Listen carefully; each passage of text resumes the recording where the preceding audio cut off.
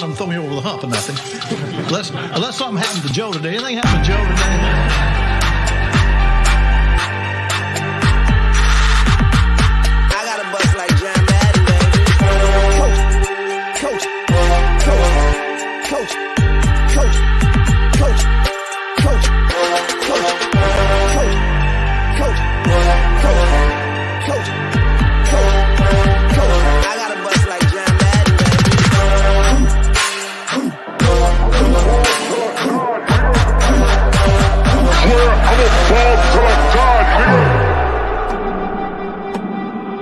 Offense, control the line of scrimmage. Be dominant. Communicate up front. Dominate with our size and athleticism.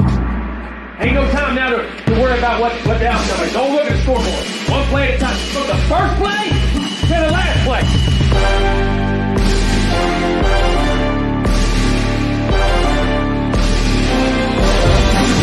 Represent your shit.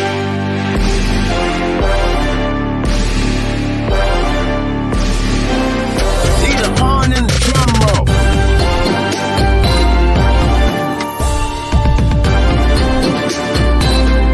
Turn up, yeah!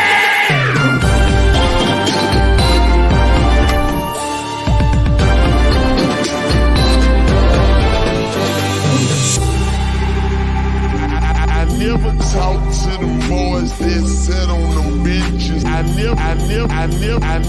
never talk to them boys that sat on them benches. I was in the game on 4th inches.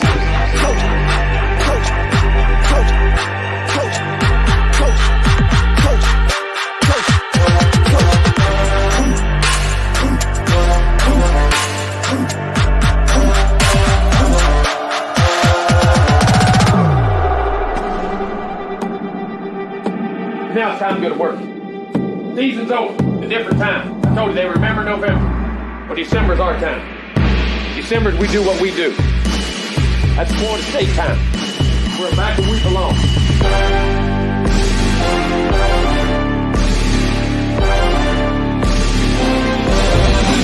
Let's get it on.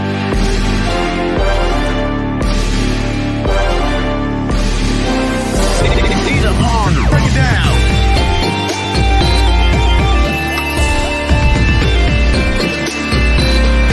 Turn up, yeah!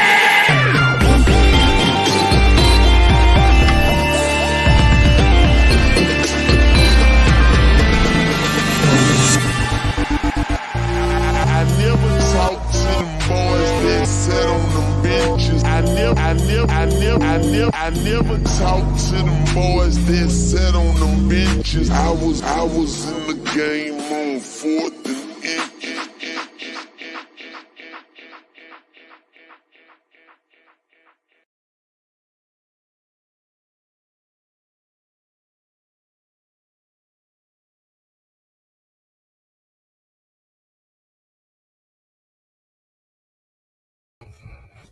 All right, here it is. Here we go. Take a sip of whatever drink you got. If you don't got one, go get you one. It's Friday night, so you know what that means. We're about to have us some fun tonight like we do on our Fridays. And tonight, man, call the Canes fans in here. They always lurking. Call them in here. I don't see them in here yet, but they should be showing up very soon. Call them boys in here, man. It's about to be Florida State versus Miami. And I'm going to just be the mediator tonight. I might jump in and just give my opinions, but ultimately this ain't going to be my team. It's not going to be my team. I'm going to have my boy Terrence in here. I'm going to have my boy Jurgen in here. Jurgen is the Miami representative. Terrence is Florida State. They're going to come in here, and they are going to pick their squads. And then I'm going to let you guys decide. I mean, I have the last word, but I'm going to let you guys decide who wins. So share the video, man. Get the Miami fans in here. We only got 8 in here right now, but I do expect that number to go up here very shortly. So I want to give them time. And I'm gonna bring our 2 guests in here. First, I'm gonna bring Jurgen in here since he's the away team. Bring Jurgen first. There he is. What's up? What is up? What's up, man? No disrespect in here today, man. We just vibing right now. I know how they be getting in your comments. No disrespect in here today. We just vibing right now, you know. I'm gonna tell you. So this is what you're gonna have to do. Yeah, go. The comments are gonna get. We're gonna focus on what we're doing. I'm gonna tell you right now. The comments are gonna get disrespectful. So I'm gonna let my boys in the comment section handle that. We're gonna focus on us. But John Shields, what's going on? See, there you go. Here's one of your hurricane. And he's always quick. John is always quick to start throwing shade. So there we go. Shout out to John. But Jurgen will be doing Miami. He will be representing Miami. And to be honest with you guys, Jurgen's one of the most knowledgeable football minds I know. So he will represent you guys very well. Believe me, he will represent you guys very well. And next up, representing the hometown squad, Terrence Ali. What it do? What's up, man? What is up? I'm excited about this. Yes, sir. These two are gonna get in here. Hold on. Yeah, let's do it like that. Yeah, I like that better. These two, I'm gonna just mediate, by the way. So we got 11 people. Said the number's still climbing. 12 is gonna keep jumping up. So before we get started, I'm gonna let you guys decide this because I wasn't sure how I wanted to go about it. I gave you guys like the roster format. Right. I wanted to make it a little difficult. So you're only picking one quarterback. Exactly. You're only gonna pick one running back. Now I'm gonna let you guys. Really? Yes, one running back. Y'all only got one running back. Oh, get out! One good one. Get the fuck out of here. Now you said no disrespect. You already started. I call it like it is. One running back. Now we going 3 wide receivers, 1 tight end. Now, the question I'm gonna ask you guys: do you guys, for offensive line, do you want it to be the 5 best O linemen regardless of position, or do you want to go by position? I'll let you guys decide that. So I said, what I got in mind is by position, but I mean, if you want to, I'll let you choose center for y'all. So I mean, it don't really matter. Like I mean, I'm confident in either way for the offensive line for mine. So it's I was going position by position, man. So yeah. We'll do tackle guard. Too easy. 2 tackles, 2 guards in the center. Got it. Makes sense. And then defensively, we're doing a 4-2-5 format. So 1 DN, 2 DNs, obviously, 2 defensive tackles, 2 linebackers, 5 DBs, 2 safeties, 3 corners. 2 safeties, 3 corners. So that is how we're picking these teams. And before we get started, I'm gonna do a quick roll call. Not that many people, but I do expect the number to continue to go up. The Lee brothers, he's a Hurricane fan. Lenoris is a Hurricane fan. Tyler representing Florida State. Montrez, Florida State. Noel Productions. John Shields, a Hurricane. Rose is a Seminole. Kane Zay is a Hurricane. And that's all we got for right now. But that's okay. Here we go. We used to being outnumbered with y'all, man. Y'all be hurting around us, man. Y'all don't leave us alone, man. What's going on? Man, what's going on, man? What are y'all drinking? Before I get started, I'm trying to see. We're gonna see. I already told you I'm on the JMO tonight, bro. So Jared got the Jameson. I got the same thing. What you got, Terry? I'm on Virginia Black. So yeah, I saw good, that. That is what is that? That's a cognac or a whiskey? It's a whiskey, American whiskey, I believe. Yeah, supposed to be Drake behind it. I don't know. That's Drake's. I think so. I gotta check. I gotta double check that. Don't hold me to it. All right. Yeah, I'm on the same thing, Jurgen. On I decided to go with the Jameson. Todd Pope, Seminole Tyler says he's drinking rum and Coke tonight. All right, bet. Nice and simple. And simple. Reliable. All right. Well, as more people show up, I guess we'll do a little rundown. All right, man. We're gonna start with quarterback. Now, quarterback is an interesting position for me, more so for the Hurricanes. I'm very interested to see what Juergen does. I pretty much know what you're gonna do, Terrence. It's Juergen, and I'm very interested to see of who. I think I know who he's gonna pick, which might be a little controversial to some. But it's gonna be interesting. But I'm gonna let. I think it's only one way for him to go. But I mean, like, you think it's only one way? Yeah, they got what 3 Heisman winning quarterbacks or something like. I mean, Torretta, Jim Kelly. Right. No, 4. No, 3. Who? Torretta, Jim Kelly, Testaverde. No, Dorsey didn't win one. No, Dorsey didn't win one. 3. Dorsey was the finalist. Only 3. Who they gave that to? Right. Yeah, who did win the year Dorsey got it? I mean, Dorsey was in it. You about to make me look that up because I'm trying to remember now. I don't remember, but I thought he had a shot at it because it was like he was coming off winning like 30-something straight games, something. Yeah. Like that was y'all. He was there for y'all dynasty, like that ridiculous run y'all had when. Yeah. So I mean, who did win in was that was 01, right? Or I remember everybody thought Maurice Clare was going to win it. 01 and 02. 01 and 02, he was a Heisman finalist. Who won it? I wonder who won it those years. I can't even think about it. I'm looking it up right now, bro. Bernie Kosar. He was a Hurricane? He was. Yeah, Bernie Kosar was a Hurricane. He won a Heisman? Mm-hmm. He won the Natty. Bernie won our first Natty. He won the Natty 83. Damn. Who winners then? Testaverde, I know for a fact won, and I think Torretta won. Kelly? No. And I think Kelly won. Nah. No. Jim Kelly didn't win? They only got 2. Pretty sure it's only got just 2. Oh damn! I could have sworn Jim Kelly won. Okay, so they got some quarterbacks. They do got some quarterbacks. Some of those are some old school guys though, so I don't know. So again, I think I know. Marcus got the answer for you, by the way. Eric Crouch took it in 01. Carson Palmer took it in 2002. Fucking Eric Crouch. Palmer, okay, but Crouch, oh yeah. Right, bro. Safety. The quarterback turned wide receiver, turned running back, turned safety. Eric Crouch, that dude. Wow. That dude won the Heisman.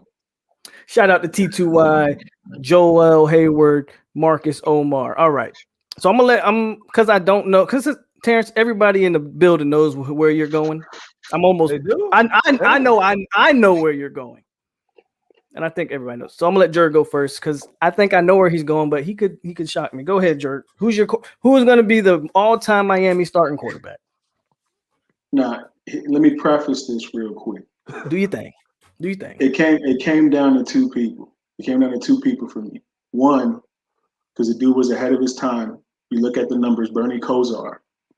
Like his second year at Miami, 3,600 yards passing in the 80s. That's insane.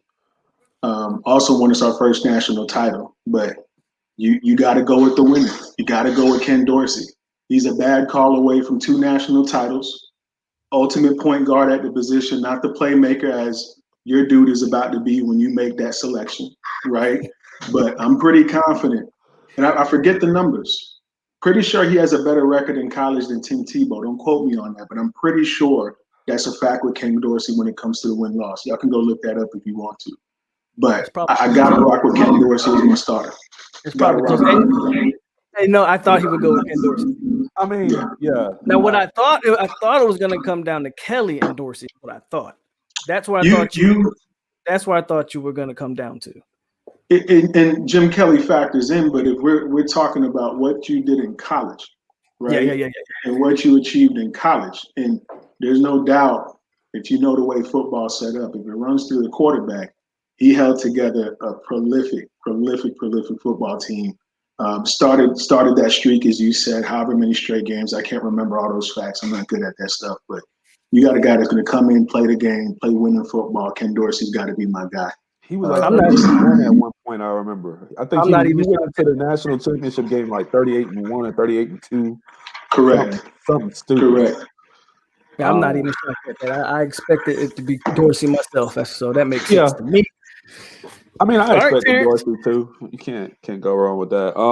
For me, it actually was really tough. So, I mean, the most important thing, it really was. Why are we doing this, man?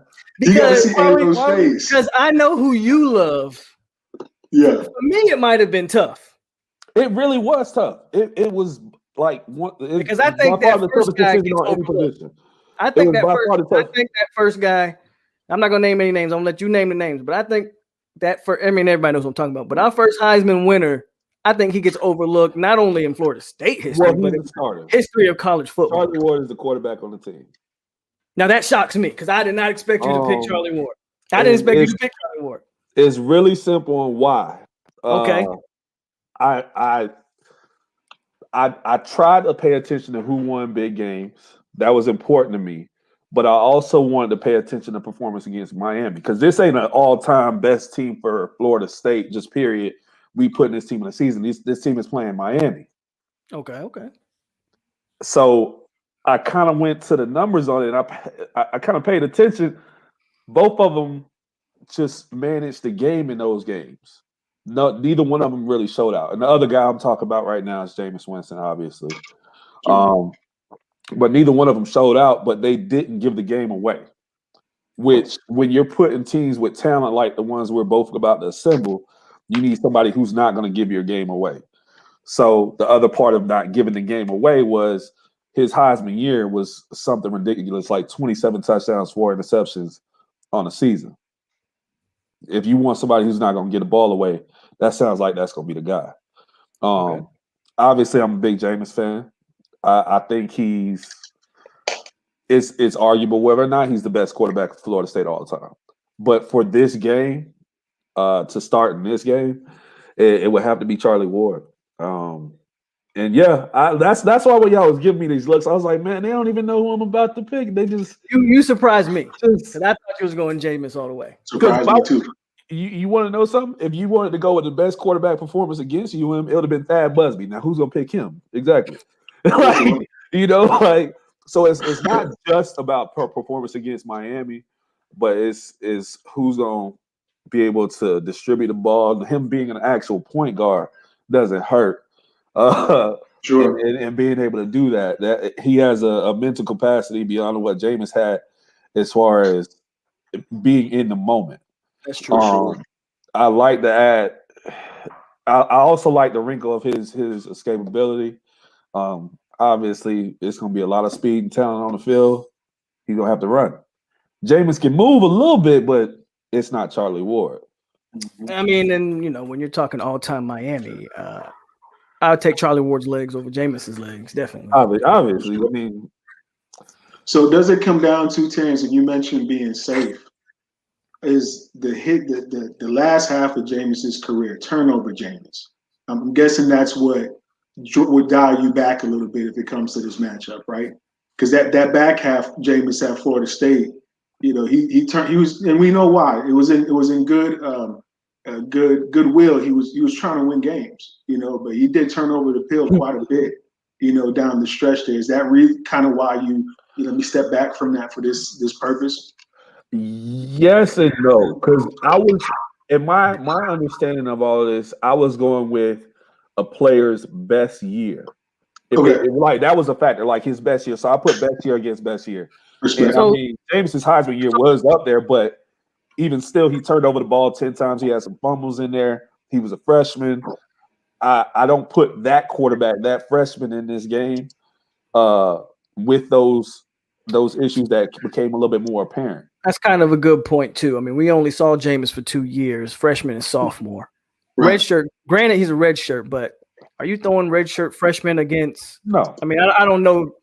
Look, we're not dumb. I don't know Juergen's team, but I'm guessing you're talking Sean Taylor, Ed Reed, Ray Lewis, and these guys. It's you don't put freshmen in this game with those guys. That's a good point. I like that point. Yeah, and I'm gonna keep it with you. I'm gonna keep it with you, Terrence. You go ahead and finish that point, but I'm gonna keep it with you, and then when you're ready, running back. I think Charlie Ward's ability to distribute the ball is going to be important. Like when we get to our wide receivers and running backs and playing a defense, I think he has the best ability, and also adding that extra dynamic of him being able to run. So then speaking of running, it's only one guy who's Well, there's more than one guy who's dominated him on the run, as far as running comes. But there's only one guy who's done what he's done and just completely changed. Anytime he's gotten on the field against UM, he's just showed out. He's from Miami, Dalvin Cook. It's not much of an explanation. Like that's the one guy I think just in our series that has stood out for Florida State is the deciding factor. Like, you know my feelings just, and this is all bias aside. Y'all aren't going to get a lot of delusional takes from me, hopefully. But Dalvin Cook, liquor kick in. hey, give me a little bit. And then he throws Cooley in the starting wide receiver mix. See, here we go. So Coley's the next great thing. Hey, go ahead. Tight end, bro. Y'all playing Josh Sweat at tight end. And Kelvin. You could throw Kelvin there too while you play around. Nah, man, I can vividly remember probably texting y'all in the middle of the games. Dalvin Cook took over Miami games. He absolutely took over Miami games, and it probably had a little bit of vendetta in him, because I know that recruitment process. It was the story was, if I remember correctly, the year B Cook. Who's going where? One goes one place, the other was probably going the other place. Y'all definitely got the better guy out of that deal, without a doubt. Yeah, that I used to hate. You watching him play against Jimbo. You see Dalvin turn the corner. It's all shit. He hit that edge. He was out of there, man. I gotta respect that. There's not too many people who accelerated around the corner like him, No. ever. And I'm talking about I'm hard pressed to find another running back that gets to a corner and is accelerating through the corner. I mean, Chris Johnson, obviously, but even then, it was just no angles at all. Right. Now, I told y'all watching it live. There was one time I don't know if he blew a hammy or he got tight on a hammy, but it was like Corn Elder, running as fast as he ever did in his life and barely caught the man. Like, come on, dude. He was crazy. My pick, it may be. I don't know if it'd be controversial because at this point with Miami backs, it becomes a conversation about preference, right? Your pick is tough, yeah. Right. So you got to look at Edgerrin James, right? All pro stuff aside, Edgerrin in college was a monster. Clinton Portis, right? Willis McGahee. Of course, we have to talk about Frank Gore as well. You can even talk about Duke Johnson, right? Played on some bad teams, very, very productive. But I'm going to go with the guy who had the best season in the history of Miami running backs. That's Willis McGahee. I would start him in this game without a doubt. Willis had his best season. I think it was 2,200 total yards, 28 touchdowns, completely unstoppable against, at that time, a pretty decent Big East schedule. You had some decent names in that conference back then. So I would take Willis McGahee in this game for the purpose of the conversation. I completely agree with that. I can see that. And just to circle back, my second choice out of the running backs might have actually surprised some people.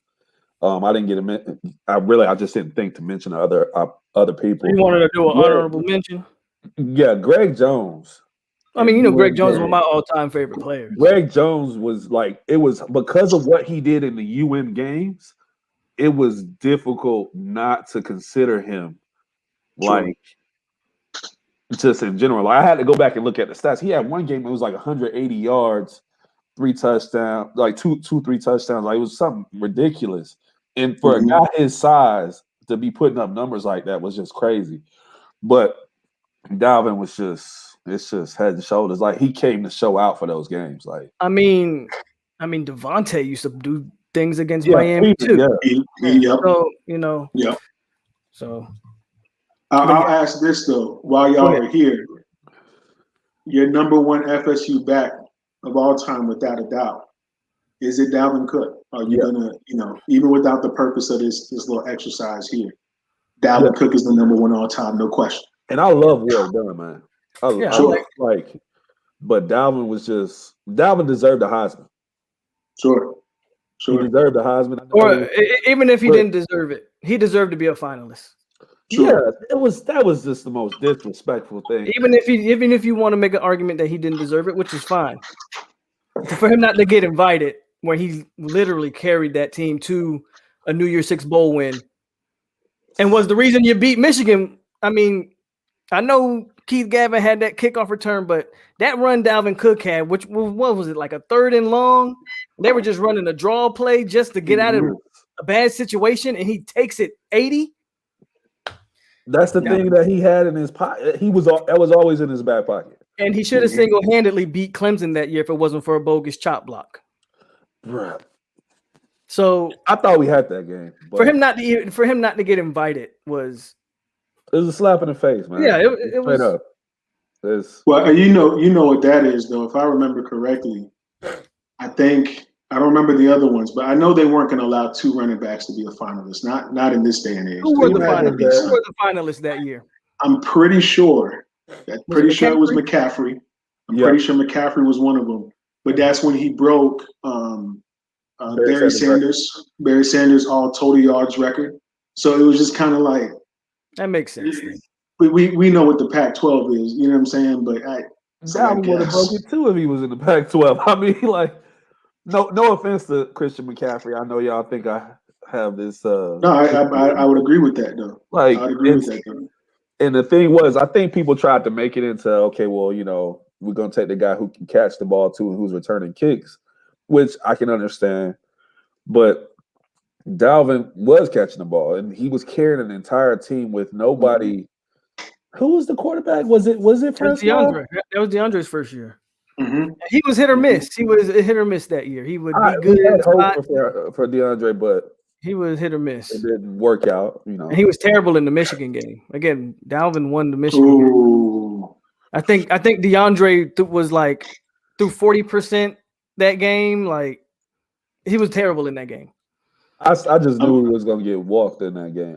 We was gonna get dog walked in that game, and Dalvin was like, "Nah, I got this," and carried us like he did all year.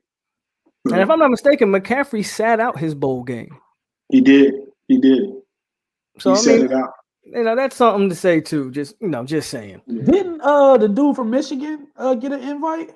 Hell no. You talking about Jabril Peppers? He better. No, I don't think. No. Didn't Peppers get an invite? No. Did he get?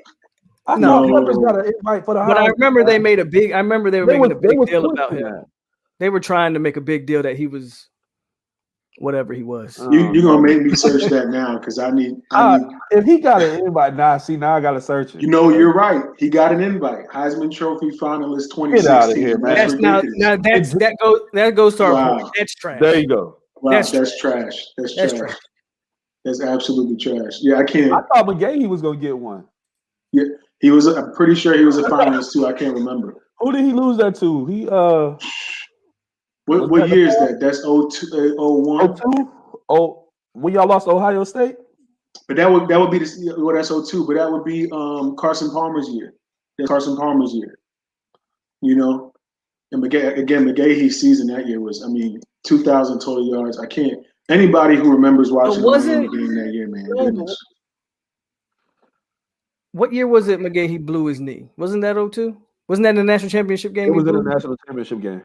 And he went and got drafted in the first round. 23 overall in the first round. This was a talent. Yeah.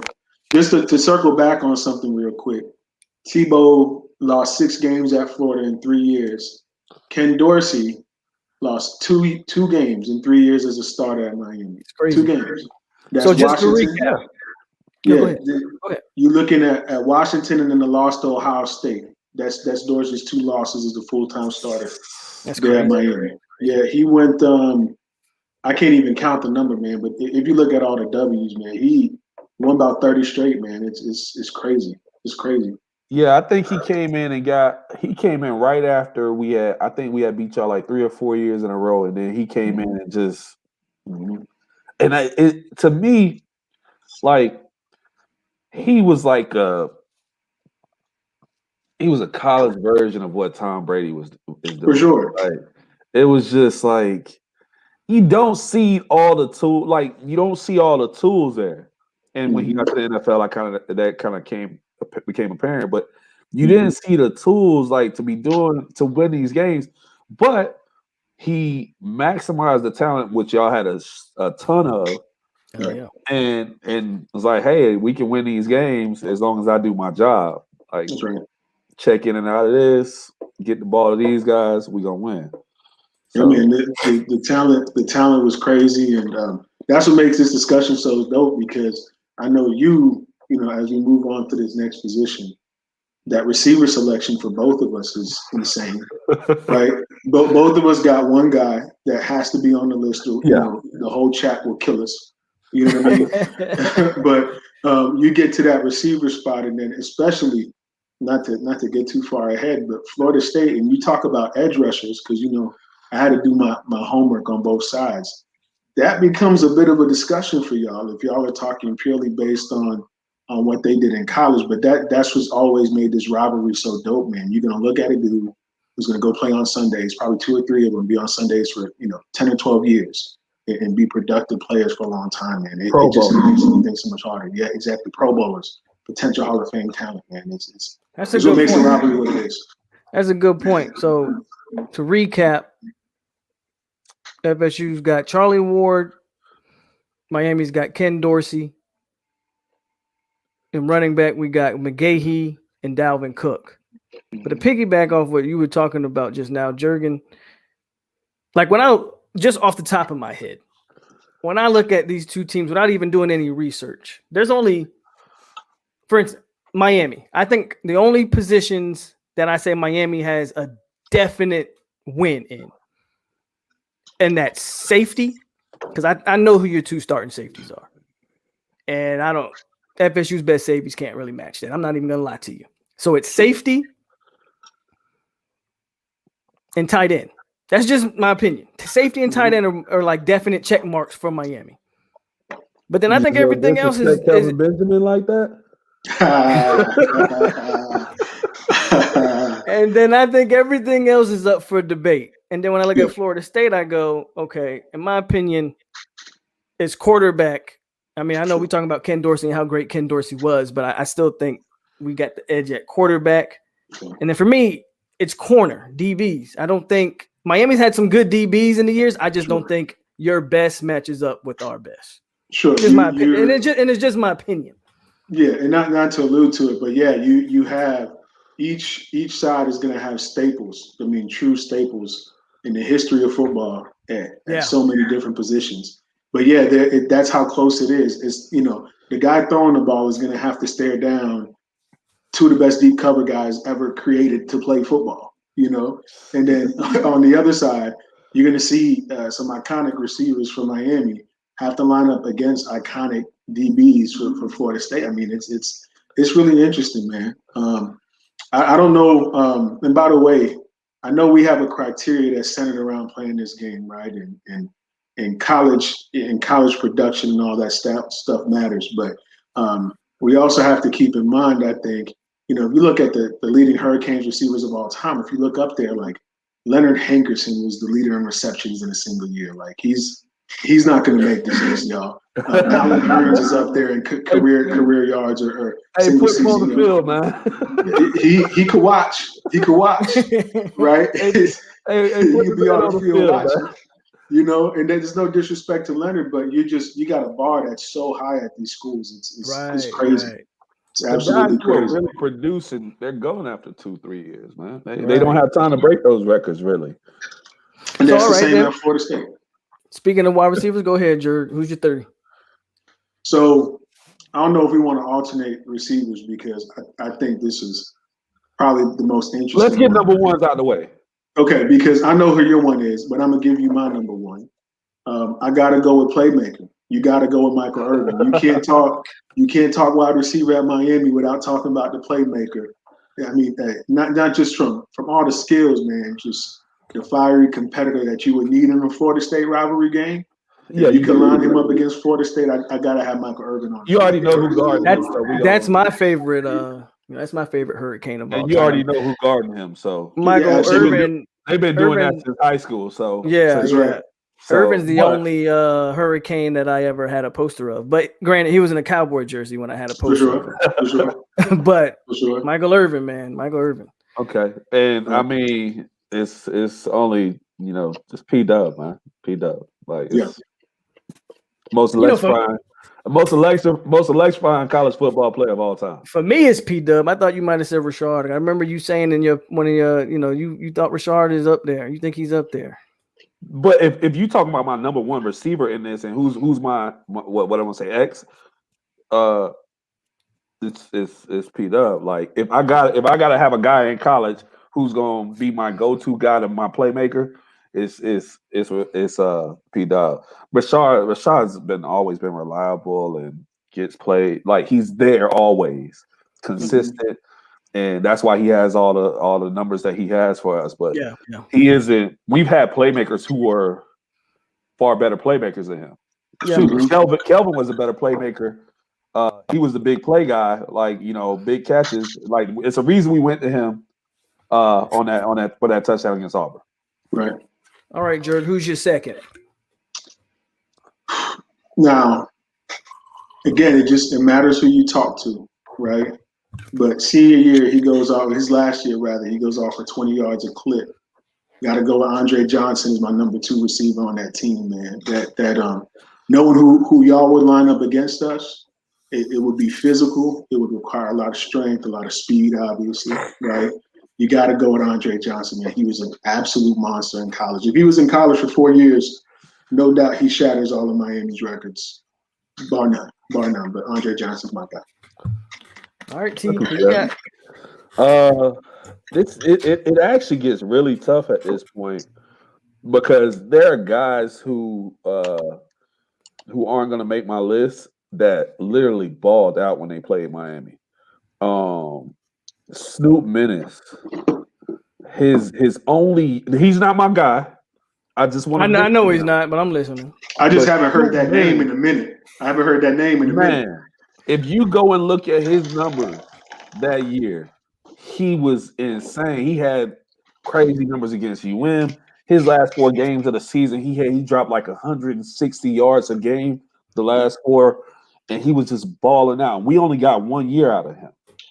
Right. But and one of the big things for me was, I wanted to get guys who played good against UM, but I also needed people who I know we were going to be able to rely on, and were smart football players and don't want to turn over the ball. And I think that's where this game gets won, is in the turnover with turnovers.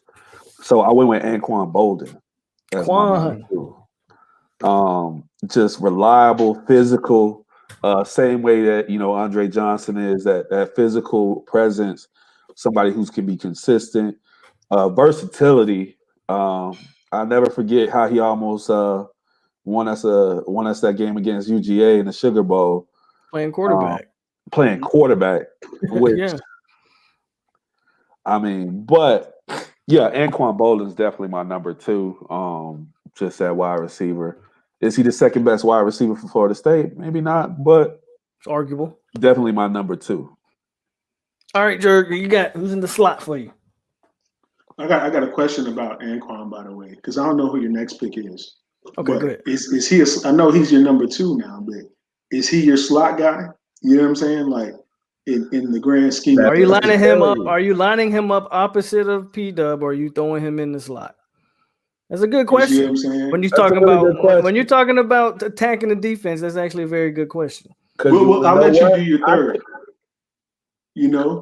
Well, the thing about my 3 was I wanted to be able to move him around because obviously P-Dub can line up in the slot if he wants to. We can put him in there for jet sweeps, whatever it may be. But I did end up going with Rashad Green as my 3rd. Chain mover. Jumped the gun. Well, he asked me. He wanted me to go. Let me get it off because I got to see the picture. He wanted me to go first, so I went ahead and went first. So he can adjust to your pick. All right, you gave him that. You gave him that. Does it matter? No, it might. Go ahead. Yeah. But yeah, I'm going with Rashad Green there. Like just statistically and Just overall, like one of my favorite nose all time. There are plenty of other guys. Obviously, we could have went with Cooper, whatever. It's a bunch of guys. Lavernius Coles, but when you look at the numbers, Lavernius actually didn't do a lot. No, he was more of a good NFL player than he was. Yeah, he was solid NFL player, but he didn't do a lot for us at Florida State. Yeah. And Kelvin, see, this is where I want to jump in with you leaving Kelvin off, which on face value, I do understand you leaving Kelvin off. And the fact that Kelvin lacked the work ethic to really be as good as he was supposed to be, because the kid was supposed to be. I mean, you saw just the raw talent, but he just didn't have the work ethic. Even his rookie year in the NFL, like it was just that was all talent and no work ethic. Talent. Right? Like, He was a 1,000-yard receiver in the NFL with no effort. Who was throwing him the ball that year? Was it Derek Anderson? No, Cam got hurt the year he had his 1,000. Cam was throwing him when he got that 1,000. That's when they built that chemistry. They had that chemistry right there. And then Cam got hurt. Then he started acting like a little bitch. Then he started showing. Then he would show up way overweight. Yeah. So, but if we're strictly talking college and just off of raw talent and potential, when Kelvin Benjamin finally got it clicking, that national championship run, which is probably like that second half of the season, we finally got that thing clicking. 6'5", 240, man, it's hard to match up with. Yeah. Sure. 6'5", 240 is so nasty to match up with. I would have really considered putting them in there, but I'm not mad at you three, though. I'm not mad at you. Hey, Jared, they mentioning your favorite guy, Kenny Shaw, out there, man. Shaw is raw. The future Pro Bowler, Kenny Shaw. Hey, Kenny Shaw had a career. They took it away from him, man. They took his career away from him, man. I don't even want to get into that. You know that was a rolling joke for about 5 years. I couldn't bring. It's still a rolling joke. I couldn't bring. I couldn't put Kelvin in, man, because like you said, the effort, man. I feel you. You don't know what Kelvin you're gonna get. You don't know what Kelvin could drop 5 passes or he could catch 3-4 touchdowns. You don't know what Kelvin you're gonna get. For a lot of people, the other part, his senior year got tarnished by his NFL career and then gets all blurred in. And it just kind of confirmed all the stuff that we saw those first couple. It was his junior year. I'm sorry. Was that his redshirt sophomore year? It was he was a redshirt sophomore. Yeah. He only played 2 years. His years before, everybody was talking about how he just wasn't trying, and he kind of was like that. And then he came and he just blew up and just did all this amazing stuff. And to be honest, there is no reason this guy shouldn't have went to the NFL and had the same type of career as Mike Evans. I mean, they were comparable. I mean, it's both 6'5". I think Evans is a little faster as far as a 40 goes, but Kelvin had the concentration drops covered. His career is completely different because that's what it always was with Kelvin. Is you would get into these moments, and Mike Evans has those moments too. But Mike Evans doesn't come to camp 25 pounds overweight and should have played tight end or defensive end for the Tampa Bay. That's a good point. Right? Mike Evans is a dumbass, though. That's a good point, though. He is, but hey, Mike Evans at the end of the day, dumbass. He makes boneheaded decisions sometimes. I don't disagree. Like the fight with Lattimore a few years ago, we could go on and on about that. That was Jameis' fault. I'm not going to get into Jameis in a Buck uniform. We're not going to talk about that. Oh, that is that. We'll talk about that. All right. So I'll jump in now since I made Terrence kind of spoil his bunch. I'm going with what I'd say is a true slot receiver. It was mentioned earlier in the chat. Yeah, I'm going with Santana Moss. Santana Moss would be the third wide receiver for us if I had to line up a team to play all right now. And just the background on Santana, I didn't know this until I actually started looking things up because some things just kind of escape you. Santana outproduced Reggie Wayne in a Miami uniform, right? And Santana, we can't question or even doubt the speed that he brought to the field. He could contribute to us in the return game. If you talk about a modern offense, you want to have a guy that can stretch vertically and also give you a lot of elusiveness out the slot. So Santana would be my guy at the third wide receiver position. True slot, though. I wouldn't line him up anywhere other than the slot. Yeah, I mean, you really can't. Which I envisioned you picking Santana, and the funny If he part wouldn't is, have picked Santana, Miami fans wouldn't. yeah, they would have lost. Pissed. They would have lost their mind. You know, we hard to please, man. They hard to please, man. But you leaving off like and I mean, like the same way I said about Lavernius Cole's career. Thank you. Lavernius Cole's career in the NFL as opposed to college.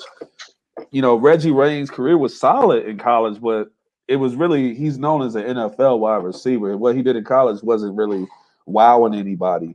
He wasn't Santana in college, but he was obviously talented. That's there's no question about it. But Santana, big time players make big time plays in big time games. That's going to stay in Miami. I mean, that video clip's going to be played for us for the next 100 years, right? He's an iconic Hurricane. And again, if you're looking at the construct of what we're doing right now, you got the ultimate distributor. I don't care what kind of offense you're running, unless it's an option offense. We suck at that. But you have a distributor. You have a running back, a big play running back, a power back, a physical back, and then you line up on the edge. I know y'all got some demons out there on the edge. We got two big bodies out there to fight with you, and now you got to worry about that little guy. I know. Well, I know you playing, man. I know you playing, man. I know you playing. We're gonna slant you to death. Hey. You understand me? hey, beat it, man. Yeah, but and then you add up Santana in the slot. You're gonna play man, but you're gonna be making a business decision every single time. Every single time. That's how I play that game. So we got somebody saying the Canes wide receiver group is clearly better, and NFL wise, yes.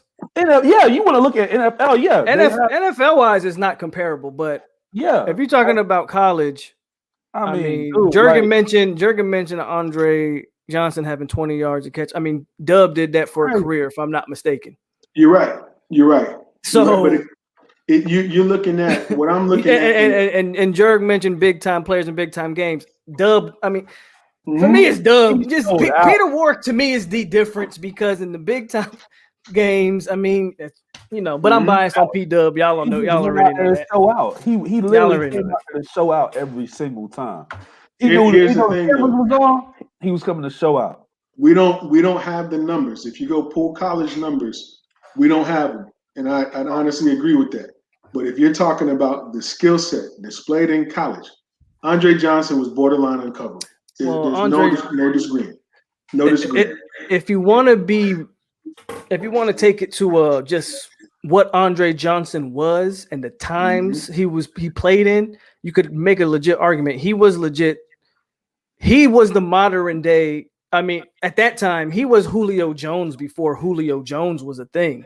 I mean, the size of Andre Johnson and the way he played the game, being that big body, like you say. Yeah, he was what the wide receivers had turned into now, the AJ Greens and the Julios and these big body receivers now. That's what Andre Johnson was back then. So I feel you. But let's get to tight ends. Let's get to the tight end group. I'm gonna let Terrence go first on the tight ends. I don't think we own. No. Jurgen's got a that. Like you can go first on. Hey, I'm going. Okay. Jurgen's got a tough decision. I don't think it's that tough because I'm going with the best athlete out of the bunch. I'm going with the best athlete out of the bunch, without a doubt. Who is that? That's Kellen Winslow. Kellen Winslow is by far the best athlete out of the bunch. Mackey Award winner. You can't cover Kelly. You can't cover Kelly. It's your team. I didn't see that. It's your team. I think I would have picked Kelly. We could love Shockey. Shockey was I the energy guy. Shockey. I would have picked Shockey. Shockey's the energy guy. Right. Shockey's the energy guy, right? Without a doubt. Shockey, impactful. You can even go Bubba Franks, right? Yeah. You can go Greg Olsen. He didn't play on some great Miami teams. He's a hell of a tight end, right? But there's no doubt if we were to line up all four of those guys and say, let's run a game right now. Let's run a 7-7 on right now. Let's run a 1-on-1 right now. Kelvin could run routes against anybody. He could get open against anybody. He was the physical mismatch. And remember, and I know we don't factor pros into this, right?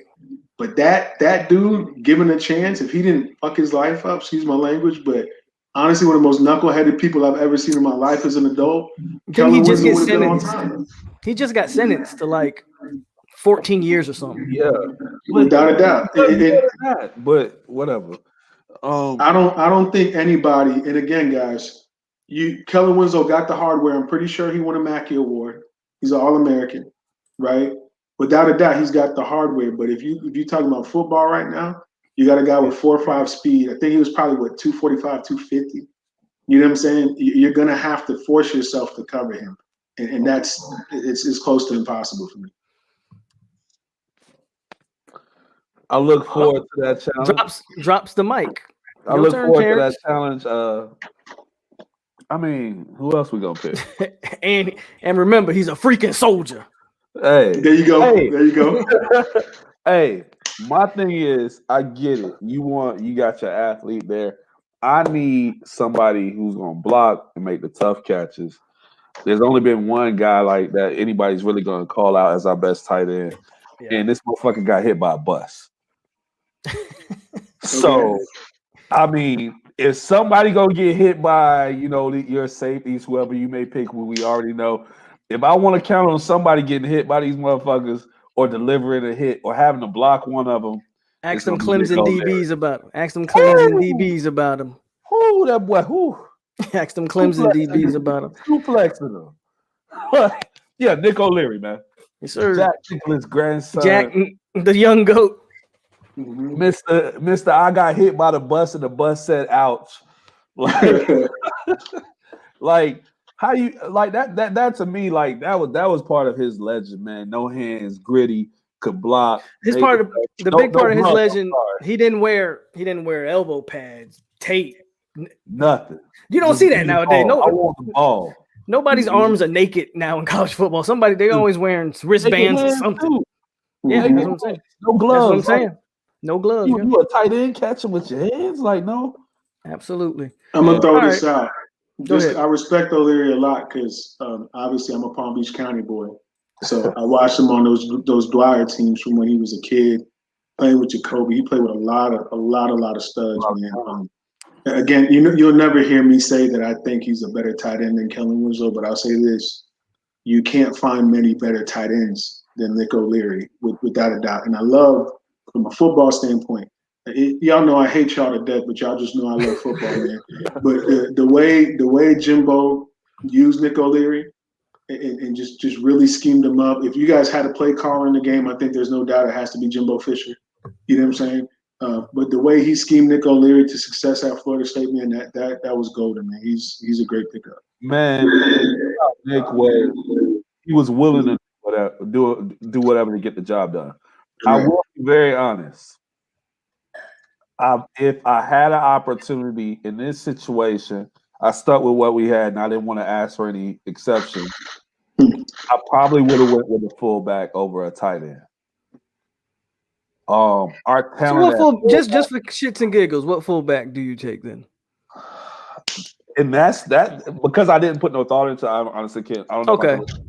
Okay. But I would consider William Floyd. Yeah, would have to.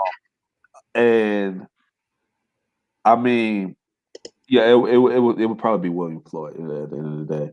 And we had a stretch of like blockers at fullback that included Freddie Stevenson, who was just here the other night. Like, and the blockers that we had was so integral to how we ran the football that I think having that fullback position as opposed to a tight end would mean so much more. It's interesting. I feel like it would have meant a lot more to our run game than a tight end. I can agree with that. I mean, I mentioned it to Freddie last night, and one of y'all can correct me if I'm wrong. I think Jimbo's the last person in the country that uses a fullback. Can you name me another coach that uses one? No. Because Saban doesn't use. Ever since Bama's got away from the power run game, and now they throw the ball all over the field too. Bama don't use them either. Nope. They took the tight end position and flexed it to this H-back role. So you see the likes of an O.J. Howard in college who wasn't just used inline. They use him as a wing player. It's also the wing T making his way in college football. If y'all don't know nothing about wing T football, but they take on that role with the tight end position now, which is kind of disappointing. I put it in the chat while he was in here, look, and I didn't catch the response if he did, but how is that ruining football? You're taking. Do you think away it's from, ruining? Do you think it's really ruining sure. football, or it's just an evolution of it? Because at the end of the day, and not to get too preachy, right? But if you have a couple basic principles in football, number one is you got to control the front gaps, right? You got to control A through C all the time, and your fullback contributes to that. So if you pull the fullback out the game, you're not putting more of a burden on the people in front of him.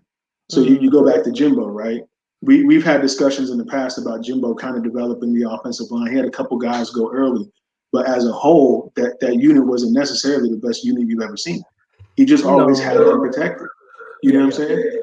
He just always had them protected. He had the fullback there to make up for what they didn't do. And next thing you know, you see Dalvin Cook on the edge, or Devontae Freeman, little 5'8" Devontae Freeman busting out of the A gap. Then he gone for 20, 30 yards. Good point. No, that's a good point. Guys like Lonnie Pryor, Chad Abrams, those guys were a real pivotal to the success of Florida State's running back. So Lonnie Pryor actually, you definitely make a good point. That I think might have fit best in this situation, only because as a pass catcher, Lonnie Pryor was probably better than Abrams. Abrams was probably the best blocker. We talk a lot about Florida, and I don't want to spend too much more time on a dying position or a dead position, if we're being quite honest. But I will ask this, because we talk a lot about Florida State's fullbacks. Would Larry Zonka be a fullback in today's game or 10 years ago? Listen, Larry Zonka today wouldn't touch a football field. They don't want that no more, bro. Give him the ball. They don't want that no more, bro. Y'all see it? I'm not crazy. Y'all see it. And this, I promise y'all, this isn't the Jameson talking. This ain't the Jameson. No, I'm with you. That's why I wanted to ask. It's no disrespect to Larry Zonka, none whatsoever, right? So one of my best, I guess my first mentor in football, he 10-year pro, 10-year vet in the league, played fullback in the league, and at one point he held the reception records for running backs in the NFL. Most receptions by a running back in the NFL is Ohio State grad, right? And the point is this: he would have transitioned well, because he can actually catch the football, right? He was able to carry the ball at tailback. He was able to play fullback. He could have played tight end if he felt like it. He was built for it. The game right now would have taken him and honestly made him look like Le'Veon Bell, right? But you got a Larry Zonka, and what do you remember from Larry Zonka? I'm running straight ahead into the A gap, into the B gap, running somebody over.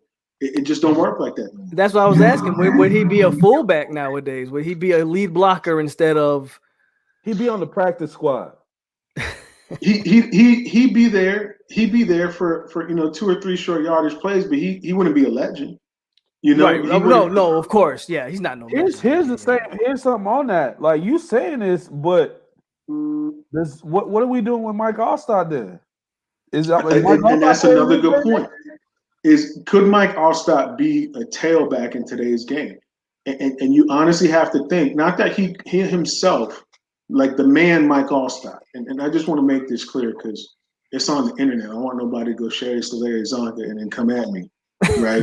So to make it clear, we're talking about, does that player exist in football right now?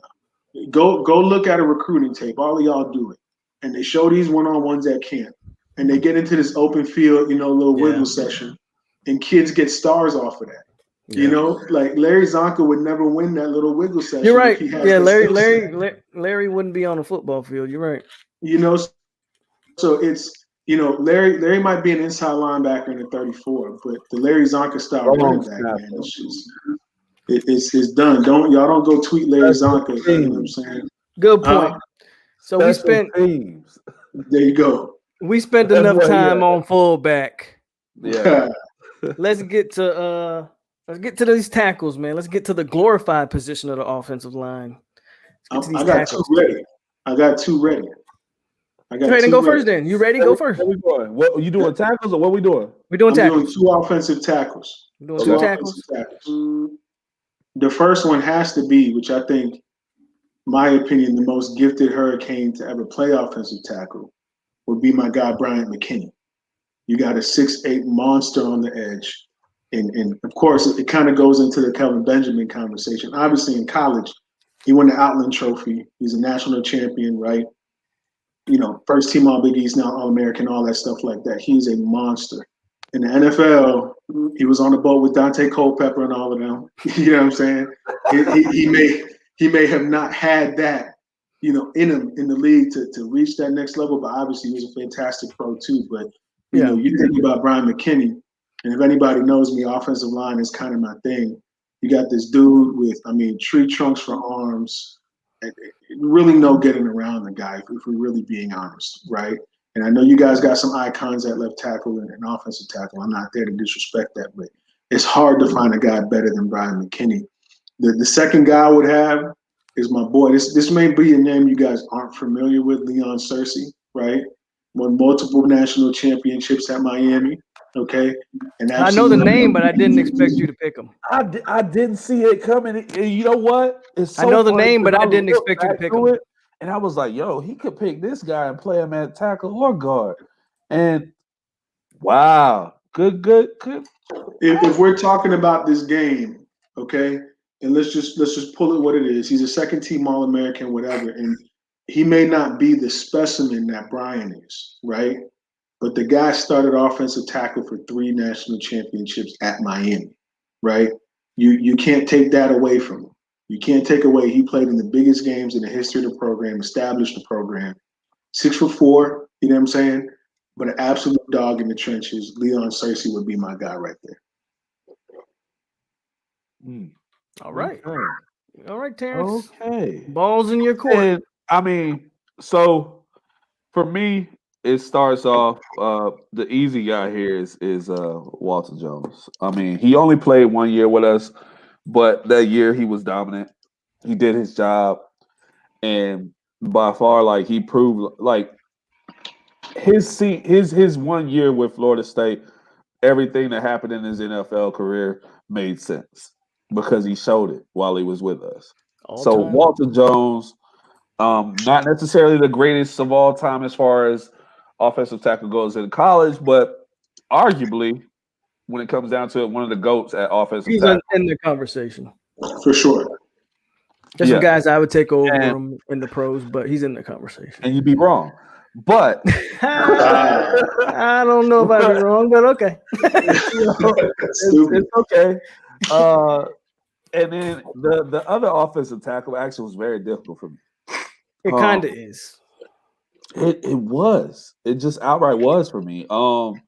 Because the choice that I had up until maybe about 3-4 hours ago was Trey Thomas. But I went on college career. You went on college career. Huh? Go ahead. Yeah, I went on. I had Trey Thomas, and then I decided I wanted to go with college career. Mm-hmm. And it's difficult because guys have moved around positions and stuff, and I didn't know if I wanted to move one guy here or one guy there. Cam Irvin came into consideration, and I just couldn't go with him. And based on college career and what he accomplished in his career, I may get some looks about this, but he's one of those guys with that size that Juergen just discussed, as far as being just a massive dude who could actually still move around the football field. He was overlooked because of when he played for Florida State. And you have no idea who I'm talking about, which is all funny. the suspension. Like, come on, let's do this. It's Alex Barron. Alex Barron wasn't overlooked. He was what? The top 3. He's a top 3 pick, wasn't he? No, I would say I would have forgotten that name if Terrence didn't bring it up, though. To be fair, I would have not thought about Alex Barron. I don't think anybody. If somebody in this chat thought that Alex Barron was going to get mentioned today, please say so. I did. I expected him to be one of your tackles. No, and the only person that you could consider over him, granted we're not counting Walter Jones, was Cam Irvin. Mm-hmm. But Alex Barron was a top 5 pick in the NFL. I wouldn't say he got overlooked. Was he top 5? Really? I know for the Rams took him high. He was top 5, top 10. I know for a fact, at least top 10. Somebody looked that up. Alex Barron was like a top 5 pick or 10 pick or something like that. 19. Really? Yeah. He's still a first rounder, but I remember he was all the hype coming. He was still all the hype coming out of college, though. But fair enough. Fair enough. But he was 6'7", 320 or something like that. He was a monster. And when you're dealing with the guys that you're going to have to deal with from UM, I think that's what you need. You need somebody with that size and athletic ability. You were talking like you were about to say, "Damn, Roderick Johnson," Roderick Johnson or something. I'm like, who is this guy talking about? When you look like that, I was like, "Oh, he thinking Roderick."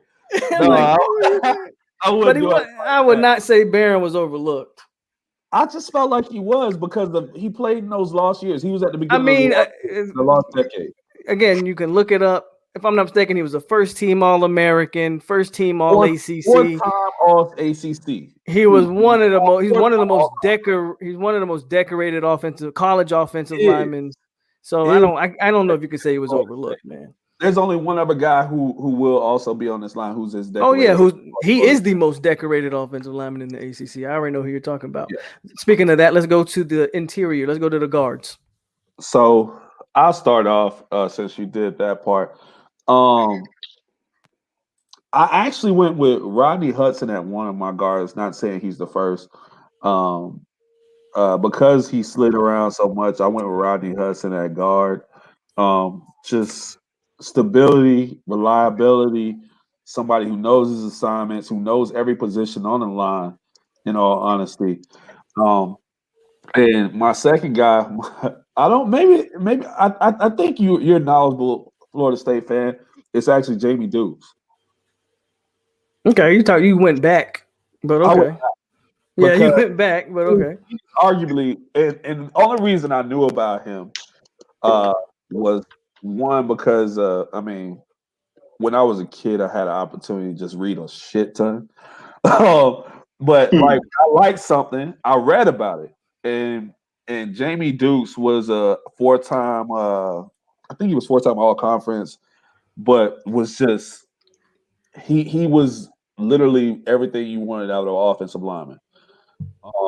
And he got his job done. And in this game, it's about people who are going to get their job done. Like I don't want anybody who, which is why Alex Barron almost didn't make it. I don't want anybody who is part of a losing culture.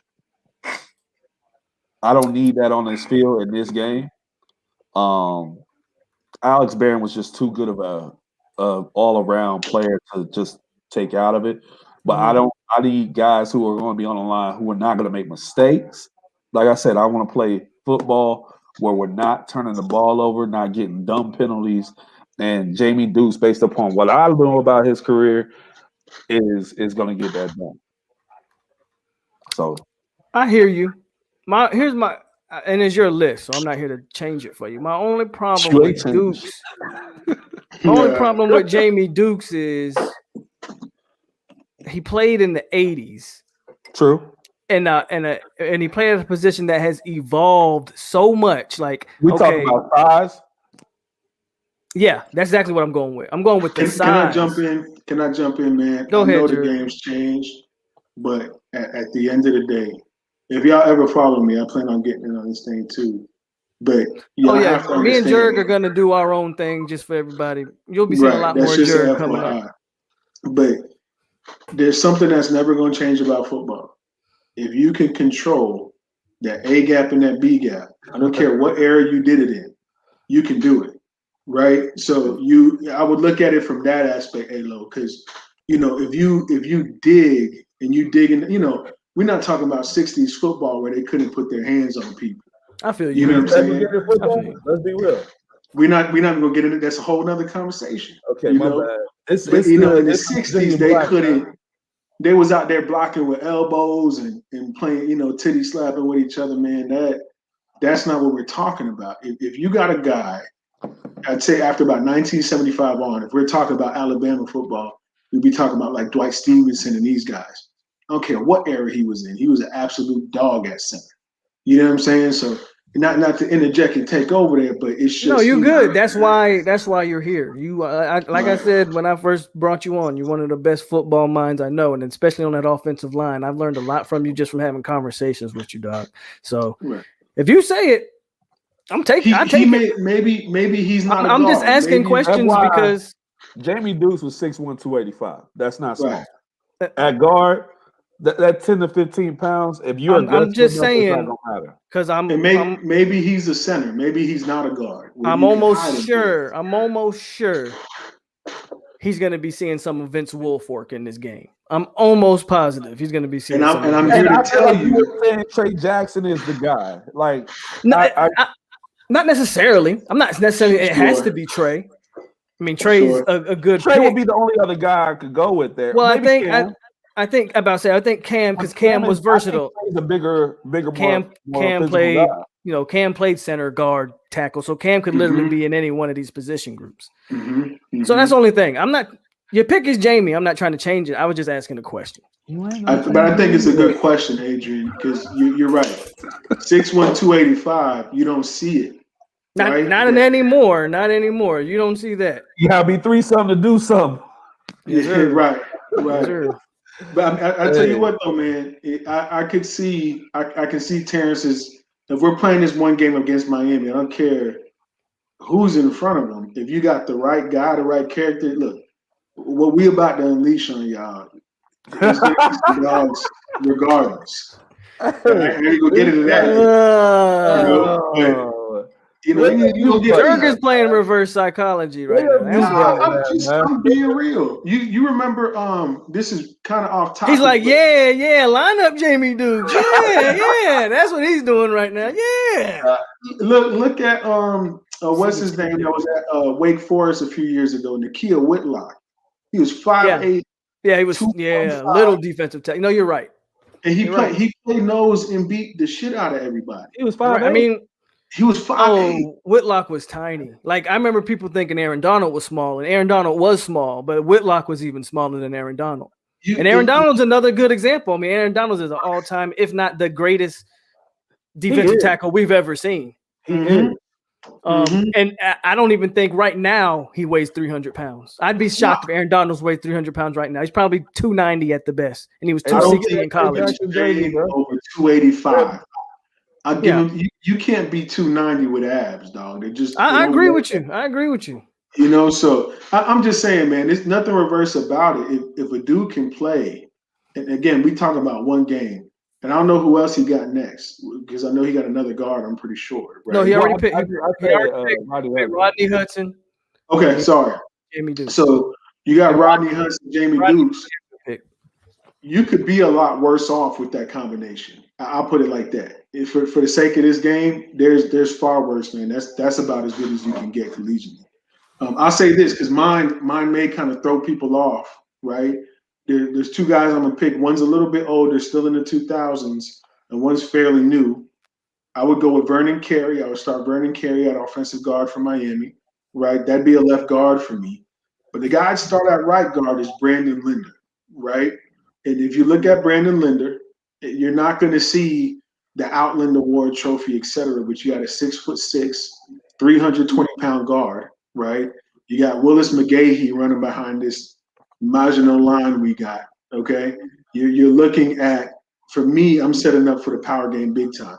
So for me at tackles right now, just to kind of refresh with them dudes, who do I have over there at left tackle? I have Brian McKinney, then you come over with Leon Searcy, and then you come back to the left guard position with Vernon Carey, and then you throw it over to the right guard position with Brandon Linder for me, and that's how I get my first starting four on the offensive line. So that makes a lot of sense, and he kind of alluded to how he wanted to run the football, and I think that factors in with who I put at my guards. Hudson and, in this case, Jamie Dukes, a smaller guard. Hey, we not running straight at this team. Right. I know who up middle. I know who's in the middle. We're not running at them guys. We're not running up the middle on those two guys. It's not for to happen. We got to get to the outside, speed or not. We have to get to the outside. My guards got to pull. Straight up. That's fine. You want a little like there's no way we're running up the middle on this, especially with Dalvin. I got you. Right. It's not the best way to run Dalvin up the middle, getting him hit by freaking behemoths. And no. So Terry, who's your center? Who's your center? Which I know. National champion Brian Stork. Yeah, I gotta be Brian Stork. Brian Stork was a dog.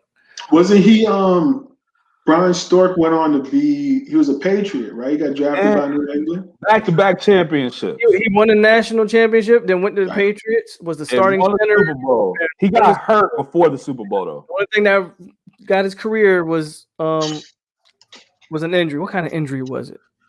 I don't recall, man. It was like a neck injury or something that ended his career. So it was something, and then he started coaching and stuff. So, yeah, Brian Stork. All right, Jordan, I don't know where he at now. I know he's coaching. I don't know where he's coaching, but I'm pretty sure he's coaching right now. Who you got? For me, this is a little different. But Miami fans, I'll say this: Miami fans should be familiar with this name because he got podcasts out there. I'm going with Brett Romberg as our center. Oh, God. You know what I'm saying? I'm just saying, but the Remington Award-winning Brett Romberg will be the center that isolates this. And you talked about Terrence, them guards got to move. You're probably going to run a lot of outside zone. Get Dalvin to the edge with that toss. I'll be honest, I don't give a shit. We run it inside the tackles. Okay, that's it. The most you're going to see is Willis run a stretch play here and there just to keep you honest. Okay, but we're going to put Romberg in there, and what we're going to make sure we do is attempt to control the line of scrimmage against a great Florida State front, and that's how I round up my whole line right there. Bet. So to recap, before we hit this defense, we're going to recap real quick. We got the starting quarterbacks. We got Charlie Ward and Ken Dorsey. We got McGahee and Dalvin. Let me remember this now. I didn't write anything down. Florida State, we got P-Dub, Quan, and Rashad. And for Miami, we got Andre, Michael, the playmaker Irving, and Santana Moss. Then we got Kellen Winslow. Like out there, like no. What'd you say? He just said Moss. You sure it wasn't Senior East? I don't know if he said Santana. I ain't say no Senoris. Get out of here, boy. Get out of here, boy. You're going to see Senior Reese. Hey, boy. Hey, y'all had hope for him, though, man. I mean, Senoris wasn't terrible. I mean, it wasn't bad. I pick Benjamin over Sonora. Travis That's Benjamin. exactly what I was going to say. If you had to line up those three little speedy guys from Miami, or the four of them, you take Travis Benjamin over that. But you would go Santana. No, but you would go Santana. You're going Roscoe Parrish after Santana. If you're Miami, you don't like Roscoe. We got a problem. Roscoe Parrish even still alive. Can you run Roscoe was a dog. Can you run the tape on that? Roscoe got if I felt like bringing it up, I would. I'm not going to do that. See, we going to be childish, right? I'm just being real. Roscoe Parrish was a dog. There ain't no doubt about it. Ain't no doubt about it. No doubt about it. We going to be childish. Just be lucky I didn't pick Greg Jones at running back. We would have been real childish then. And then tight ends, we had Kellen Winslow, Nick O'Leary. We got Alex Bannon, Walter Jones, Rodney Hudson, Brian Stork, and Jamie Dukes. Mm-hmm. And Jurgen had McKinney. Who was your other tackle? Cersei. Cersei. McKinney, Cersei at the opposite. And then it's left guard, Vernon Carey. Who could have played tackle too? Carey. Right guard is Brandon Linder. Center, your boy Romberg. There you go. That's anybody but Romberg at center. Like I honestly, he because of what he did when he was with Ken, right? He was with Ken Dorsey. Like I think he made Ken Dorsey a better quarterback. So, and that's if we're gonna talk about football, we can say the same thing about Jameis and Brian Stork. Yeah, that offense was completely different when Stork. Right? Because I could have started Cam. He had everybody. I started Robbie Hudson at center. It was different. But Brian Stork kept Jameis in line, and like I said, I gotta play turnover-free football. Yeah, penalty-free football. I respect that. Those guys gonna do that. Absolutely. I'll say this: I thought Cam Irving instead of Jamie Dukes would have been your guard. That's what I thought was going to happen. That's where I was I'm a going. really big Cam Irving fan, and I think because me and Adrian did something earlier, and I left him off, and I don't know why I really left him off my list, but I regretted it, and this is my fix of that. I'm gonna say this: you got Tyler Hedden in the comments saying at the end of the day, neither O line is going to keep dudes out the backfield. I'm going to disagree with that for one reason. I don't agree. I'm going to disagree for this one reason though. It's you don't talk about Florida State and Miami. Obviously, this isn't Wisconsin versus fucking Ohio State, right? We're not going to talk about the 300. You know what I'm saying? These 320 pounders duking it out. It's the most important position on the field, but we're never going to talk about it. But at the end of the day, these guys still won games versus those types of talents, right?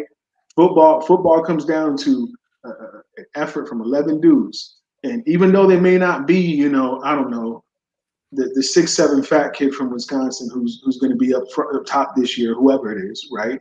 You're looking at a bunch of dudes who can compete with the talent that's on the field. And for the most part, they are Florida boys anyway. Florida boys really don't give a damn. We're going to get out there, play football, and handle business and keep it moving. So it's something that should not be overlooked in this game. It's absolutely something that should just for everybody in this chat to have an understanding, this is a common opinion between the three of us. Jurgen and I both live in Texas. Adrian's lived in Texas as well. Ain't no football like Florida football, man. Everybody knows that. And there's some talented kids out here in Texas. I mean, the only thing I'll say about Texas football, especially high school football, is the stadiums are incredible. Beautiful. Fantastic. All of them. Especially the big programs. You feel like you're in a college stadium. Bro, like it's big programs. You're like, oh my God. The money in these high schools is ridiculous. But let's go to the defense, and we're gonna start inside out. So Terrence, give me your two tackles. I haven't even made my decision up until this moment. And this is one of the few, like it's only one or two other positions I didn't make a decision to up to now. One is Corey Simon. Call me a homer. I got stories about Corey Simon.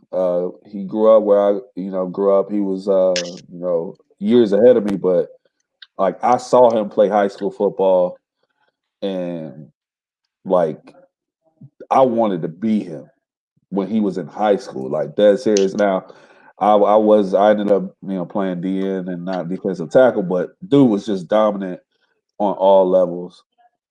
And then the second person was really tough. There are plenty of guys who deserved a shot, who made big plays in games. Just somebody who deserves a well, he wasn't a DT, so I ain't gonna mention him yet. But the guy ends up being Darnell Dockett. That's my second defensive tackle. I didn't expect to pick Dockett.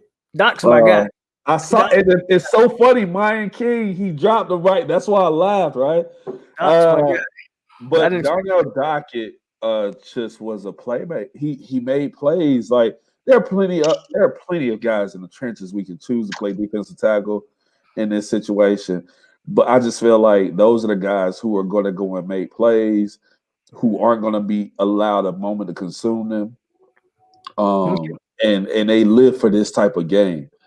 And that's like attitude is the most important part of this game. There have been plenty of times I feel like Florida State has had more talented teams than Miami and lost. Yeah, for field goals. And it's vice versa too. It's vice versa too.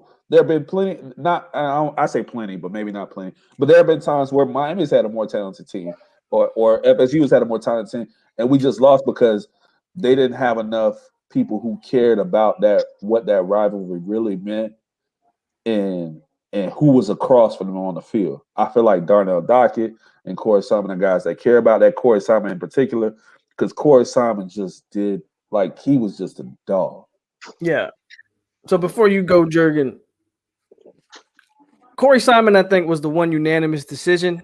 I think that other spot was really up for debate, though. I'm surprised you went with. I wanted a space eater. Oh, that was Corey Simon. I wanted another one. I really did. Doc was not big like that, though. I know. And that's why I went with Doc. I had to have a balance to it. And he flourished as a 3-4 end, really, more so than he did a defensive tackle. I'm not mad at it because Doc is one of my favorite all-time favorite Seminoles. I really would have considered Jernigan beside Corey Simon, though. I think Timmy Jim. I think you would have had some. I think you would have had something pretty nasty right there with Jernigan and Corey. But again, this is your team. I considered my boy who was really he played everywhere for us, but he ended up being an outside linebacker when he went to the NFL. I'm just drawing a blank on his name right now. It's Walker. DeMarcus Walker. Marcus. I thought about Marcus. Just on pass rushes. Hey, he had a hell of a season for y'all though. Yeah, I remember he beat us. He's the reason y'all beat us on that blocked field goal. I remember that. And that's why he almost got it. But he's too small to do it. Walk was good, real good. But it's not the issue of him being too small, in my opinion. His athleticism isn't on the level of the guys you're speaking of, right? Because if you look, I just pulled it up because I remember he had crazy numbers. His last 2 years at Florida State totaled 25 sacks and 33.5 tackles for loss. How do you think about that? We leaving that off of a team. Right. I'm jumping ahead, but we leaving guys like who've had 16, 15 sack seasons off of these teams. Right. Go ahead, Joe. I get it. It's Darnell, man. It's Darnell Dockett. So I'll say this: it was okay with you, Alo, for me to get started. Go ahead. If you're a Miami fan and you talking about the defensive tackle position, right? This is honestly a much harder discussion. If you look at the history of the defensive tackle position at Miami, then people would really give it credit for it. So you have probably the most underrated performance from a defensive tackle I've seen recently, Gerald Willis III. He was a transfer to Miami. We had 18 tackles for loss a few years ago, and everybody acted like that never happened, right? He was an absolute dog for us, right? But you get into guys historically, you're talking about Cortez Kennedy.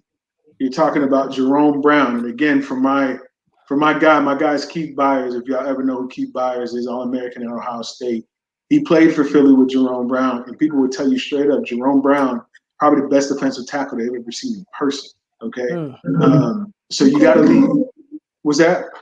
Nah, man, Keith Byers is really cool, dude. I only got a chance to meet him like twice, but he's absolutely my guy, man. Keith is my guy. With him, right? Keith hired me at Boca High, man. When I was 20 years old, he hired me at Boca High, man, and I learned so much from him, man. But you got Keith. He told me all these stories about Jerome and these guys, man. And Jerome played up there. He's up there with Reggie White. All these insane guys, but Jerome stood out to everybody. But I got to go with two guys in particular. Now, I'm gonna go with the first guy. Not that he's my number one pick. Not that he's my number one pick at D tackle. I'm looking at Alo's face, bro. That's all, man.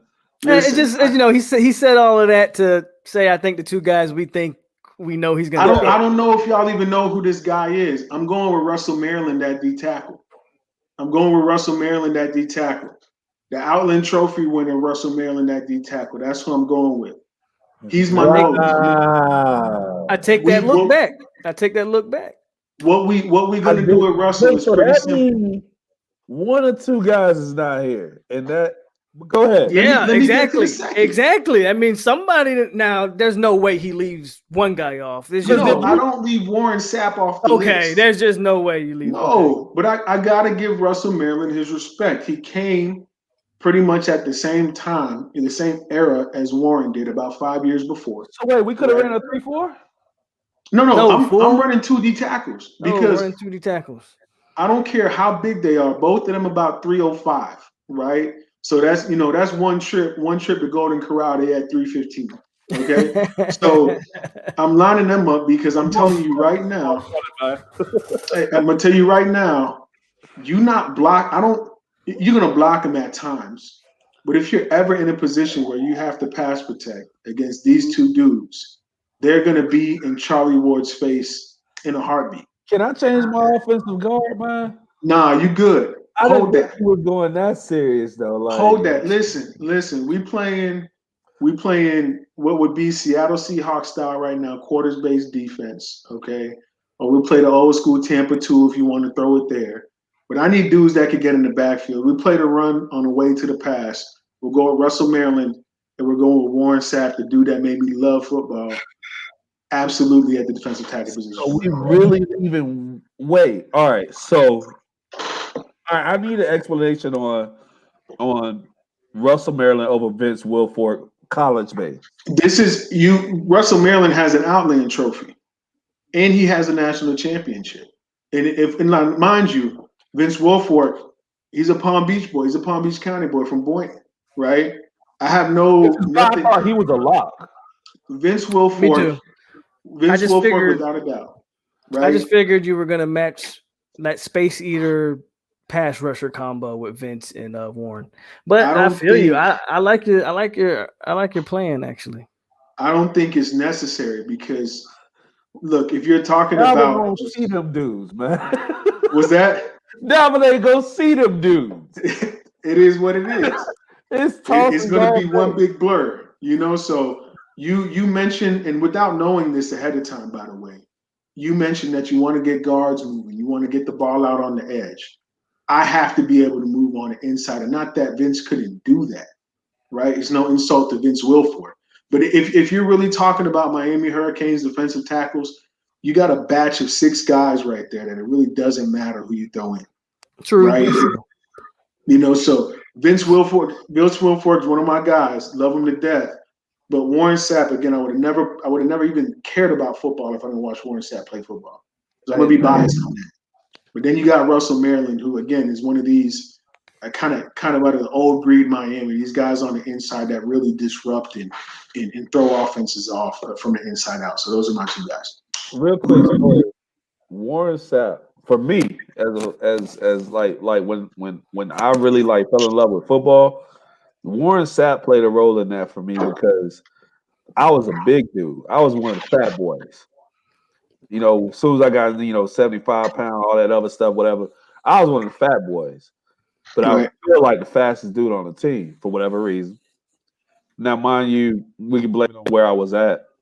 I was in Coral Springs. Well, I went out to Coral Springs. They came and picked me up. You know how coaches would go and pick dudes up? Yeah. Kids. So I was on the back of the truck kids. Man, I wanted his number. I had to have 99. Yeah. Like he was a terror. He was a terror. And this all stuff aside, man, the earliest memories I have of football are of those mid-90s Miami teams because that's all we had on the TV at the house. And you watching these guys attacking with nothing but pure speed. It was speed.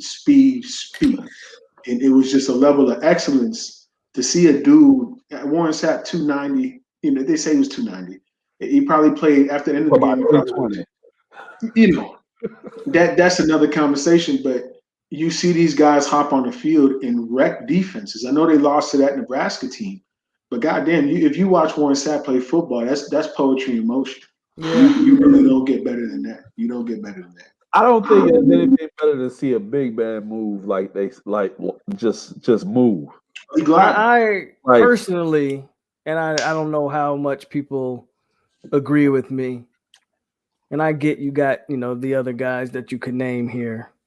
I always thought until recently, until this guy Aaron Donald came along, I always thought Warren Sapp was the best defensive tackle ever. Oh, for sure. Yeah. That's just my opinion, For sure. John Randall had an argument. So John Randall had an argument. John Randall at 268 was just a little ahead of his time. Yeah. I don't think he was ever really appreciated because offenses back then weren't built to block a John Randall.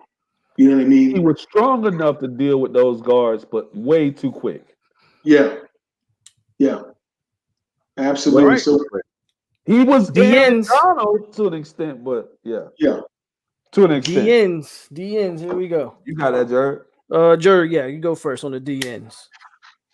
So these are actually two recent names for me, right? And I'm gonna say it for this. By the way, it's not Jalen Phillips. If you're a Miami fan, I would not include him in this discussion, even though I think he's one of the most talented DNs to ever play at Miami, right? But he's kind of alone to us. He didn't leave that lasting impression on me when I went through this list. I'm gonna mention these two guys. You got to talk about Jerome McDougal, right? Former first-round pick to the Philadelphia Eagles, was a dog on those early 2000 teams. But I'm gonna pick two guys that weren't on great teams for a couple of reasons. Because they're great pass rushers, they're great effort guys, and the length on the edge will combat anybody can line up against us. Okay. I'll go with Calais Campbell on the strong side, and I throw Gregory Rousseau opposite of him and tell you to try to get out of them. Absolutely. Rousseau, that's interesting. Okay. Because you're looking at Calais Campbell's best season, 20 and a half sacks on 20 and a half tackles for loss on a bad Miami team and 10 sacks. And you got Gregory Rousseau, 19 and a half tackles for loss, 15 sacks. And you remember against FSU, I don't care how bad the team was, he was literally taking guys and throwing them away to get to the game. Okay? I got to go with those. All right, Terrence, you ready? I guess he was throwing guys away. Was I interrupting you? I thought I muted my mic. Did I? No, you're good. You're good. Okay, that's why I asked if you were ready, because I saw you talking. I was trying to get some ice, but I think she done took a nap, so I got to go get my own ice. But for me, I went with like the all-timers, man. I had to go with the all-timers.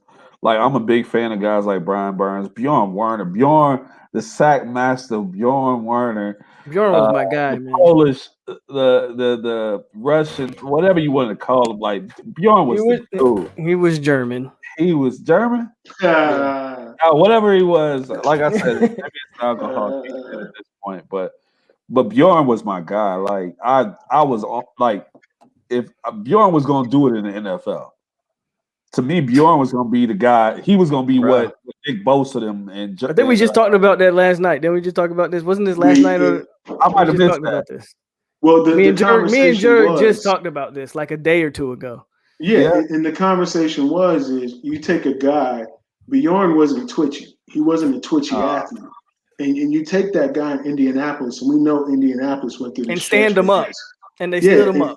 And you're going to tell him to drop back maybe 30% of the ground? You can't tell me that guy couldn't have got 10 sacks in the season. Man. That's exactly what Alo said. Did I say that?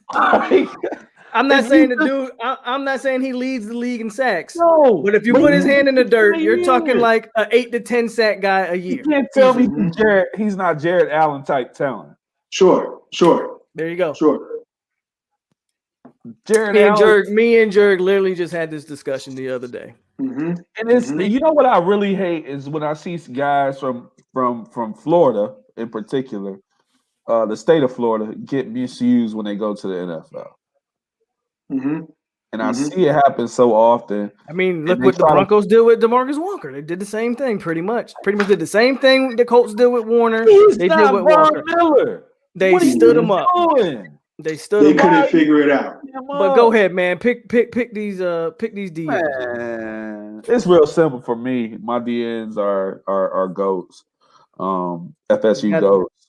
Yeah. Okay. We'll jump the gun. You took so damn long. Peter Bulware, Andre Wadsworth are the DNs. You can't. If anybody's who has the size, the skill set. Both of them actually had the skill set to even drop back if necessary into the flats or the curls for coverage. Bulware obviously exhibited that. Wadsworth did that a little bit when he went to the NFL. But as college players, they got to the motherfucking quarterback. Yeah, I think the only other person that could be considered is Reynolds. I thought about Jamal. I thought about Other than that, I mean, and Walker is in this discussion, but they use him in so many different ways across the entire defensive line. So, as pure defensive ends, bro, I'm with you. Watts, those two guys and Peter Boulware are definitely the two. Peter Boulware, he was one of those other guys. Like I felt like he didn't get enough credit when he went to the NFL when he was on those Ravens teams because of Ray. Because of Ray. He was overshadowed by Ray. Ray and Ed overshadowed him, but he meant so much to those teams. He was overshadowed. He did. He was a beast in the league too. By Tony Saragusa. He was a beast in the league. Boulware, let's be fair, because it wasn't just Ray. Because that team brought in Ogden and Ray in the same year, so they brought in 2 first ballot Hall of Famers in the same year. Yeah, and then the next year they got another first ballot in Ed Reed. So it's you'll never see a draft other than I think Tampa Bay did it when we did Sapp and Derek Brooks. I know y'all gonna have him on here soon, but come on, we did Sapp, but it's so hard, man. Like, and that kind of speaks, and this is just kind of side, but talent level in the NFL is so high, man. Because remember, he also played with wasn't it Jamie Sharper that he was with up there in Baltimore? One of these dudes, they had a squad. Yeah, they had a squad. Ozzie Newsome had a squad. They even brought in Dion, that defense. At one, but if we're just talking about the Super Bowl defense, it was Super Bowl. Yeah, I mean, probably the best defense we've ever seen. Mm-hmm. Mm-hmm. I mean, Tampa Bay has an argument, definitely. Bears of '85, and even that Bears, the most recent Bears, had an argument. What was the Bears defense that? Hey, hold on now, because we're not going to leave the Buddy Ryan Eagles out of this with Reggie White. Yeah. Just to be clear, Reggie White. If I had to show, if God ever blesses me with a son that is my size, he watching Bruce Smith and Reggie White tape. Oh God! Immediately. That's all he need to see. I don't care about their DNs. That move, that Chuck move with one hand. He gonna build up strength to be able to execute that move. Agreed. Bet. So we got. I pulled Bruce Smith's helmet slap move in Little League and got kicked out of the game. I'm about to say. And they kicked me out of the game, man. It's like, yeah, you can't do that. Yeah, you gotta go sit down. So we got defensive tackles. We got Corey Simon and Darnell Dockett, my man Doc. And we got Warren Sapp. And who was the other one you picked? Russell Maryland, baby. Russell Maryland. I did not see that coming, man. I forgot that one. I knew he was like in the mix, but I just knew it was Vince. And then the Miami DNs, we got Rousseau and Calais Campbell. And then we got, of course, for Florida State, we got Wadsworth and Boulware. All right, man. You guys got 2 linebackers. That's it. That's all you got. And both of these have a history of some GOAT level linebackers. And if we're talking strictly college, we got some GOAT level linebackers on this team. This is all I'm gonna say. I'm gonna jump in on this one because Miami early on was quarterback you, and the run we had on linebackers for about 10 years. Penn State can't mess with it. I don't care what anybody says. LeVar Arrington can't mess with these dudes. Sean Lee, all them Penn Staters, they can't mess with these dudes. I got 2 dudes. I'm going to go with the first one before I go with the obvious pick. And it's only 2, Maiden Day. Only 2. Yeah. Run the 4-2-5. Right.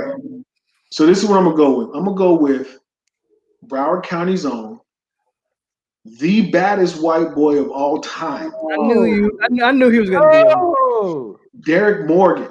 I knew Morgan be in the middle of that defense. Dan Morgan. That's what this is. Put that down. That's what that is. I'm going Dan Morgan. Okay. Yeah, I didn't see that coming. Terravella, baby. All I'm gonna say is this: there's a lot of white boys, but there's Florida white boys. They're a little different. Dan Morgan. They're a little different. Hey, Dan's one of those dudes. I mean, if it wasn't for the concussions, but in college, you can look at the awards. You can look at whatever you want. Dan Morgan, side-to-side linebacker, downhill linebacker, got it done.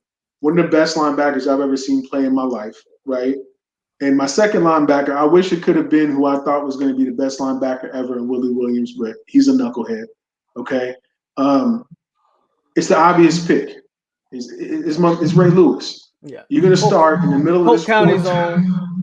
Polk County's own. Even if he don't act like it, but Right. that's a whole different conversation. That's a whole different conversation. But Polk County's he's own. Mr. 5'11", 220, 225. You a little light, you know, but we're gonna go with Dan Morgan and Ray Lewis in the middle of that defense for the Hurricanes. I'm shocked Jonathan Vilma wasn't the other guy. If I had to start three, I'm not sure. But if I had to start three, it would have been Vilma as a strong side linebacker. That's why I picked two for a reason. I wanted to make it a little difficult. Somebody's got to be left off of some of these all-time lists. You know what I'm saying? I just knew Jonathan Vilma was going to be in there, but that's cool. For me, we have a lot of solid guys. I mean, I'm a huge Ernie Sims fan. That was my guy. That was my guy. And it hurts me not to have him on here. Okay. And it's real simple. Like you're not gonna leave Derek Brooks off for number one, and number two. I think he had a better college career than Derek Brooks and Marvin Jones. Easily, like and which is why I can't leave him off. Like, and those are, like I said, those are the guys who are gonna make the plays, not make stupid mistakes. Those are the two guys and they're leaders. And I think it's a consistency on my team that you'll start to notice. Everybody on here at some point was a leader for this team.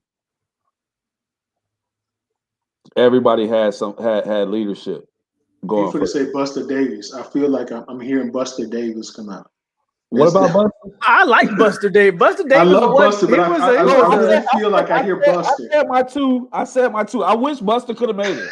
Buster was all of 5'9", 240. Like he was a little bowling ball out there, but no, he's not on the all-time list. No, Buster ain't making it. Buster not making it. You know, Christian Jones. I love Christian Jones on that championship team. You know, but. I mean, Telvin's in the discussion. Telvin, even Tim. Sam Coward is in the discussion. Sam Coward, yes. If you like, when I thought of a middle linebacker, Sam Coward was the guy. Like he was big. He was gonna fill the gaps and hit somebody. I'm gonna tell you this. I left off, and this may be a little bit older guy, Jesse Armstead, the all-time Hurricane. That gets left if you. He was a Hurricane. Jesse Armstead was a Hurricane. You got Jesse Armstead was on that iconic Dallas Skyline squad that y'all saw in Friday Night Lights. But Jesse Armstead is one of the baddest middle linebackers we ever seen before. We could have got Jonathan Vilma. We could have got Denzel Perryman. Right? We could be talking about DJ. I like Perryman. I thought Perryman at a time when y'all weren't very good. Perryman always stood out to me. He was a dog. He was a dog. But he's another guy, when we start talking about eras, did that skill set really fit into this era? I don't know. You know what I'm saying? But you talk about a Dan Morgan and a Ray Lewis. I don't care what era you in. Yeah, they're in any era. Yeah, they're in I respect that only because I feel like they have the ability to kind of like patrol that middle. Mm-hmm. I can see that happen. So I get that. I knew I was going to chase down Dalvin Cook. I knew I was going to chase down Dalvin Cook. I know I'm going to have to see Peter Ward on the bubble screen. You better sit down somewhere, man. No, I gotta get my best shot. I gotta get my best shot. Yeah. I gotta get my best shot. He's gonna make the right read. Yeah. They'll be around. Is he catching them? We just have to hope it's not a foot race. We'll put it that way. But you'll see what the rest of the defense do. All right. The rest of the defense do. Those linebackers.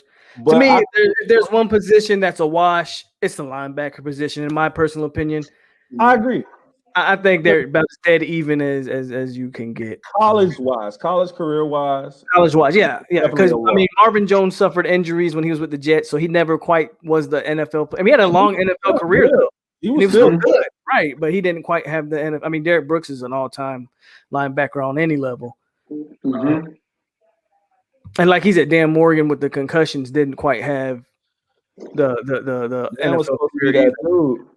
And then Dan, Ray Lewis is It's arguably crazy how probably Luke Kuechly's best career is what Dan Morgan's could have been if he lasted a couple more years. oh, absolutely, absolutely. Well, I'll say this: Luke Kuechly got his defensive player of the years early.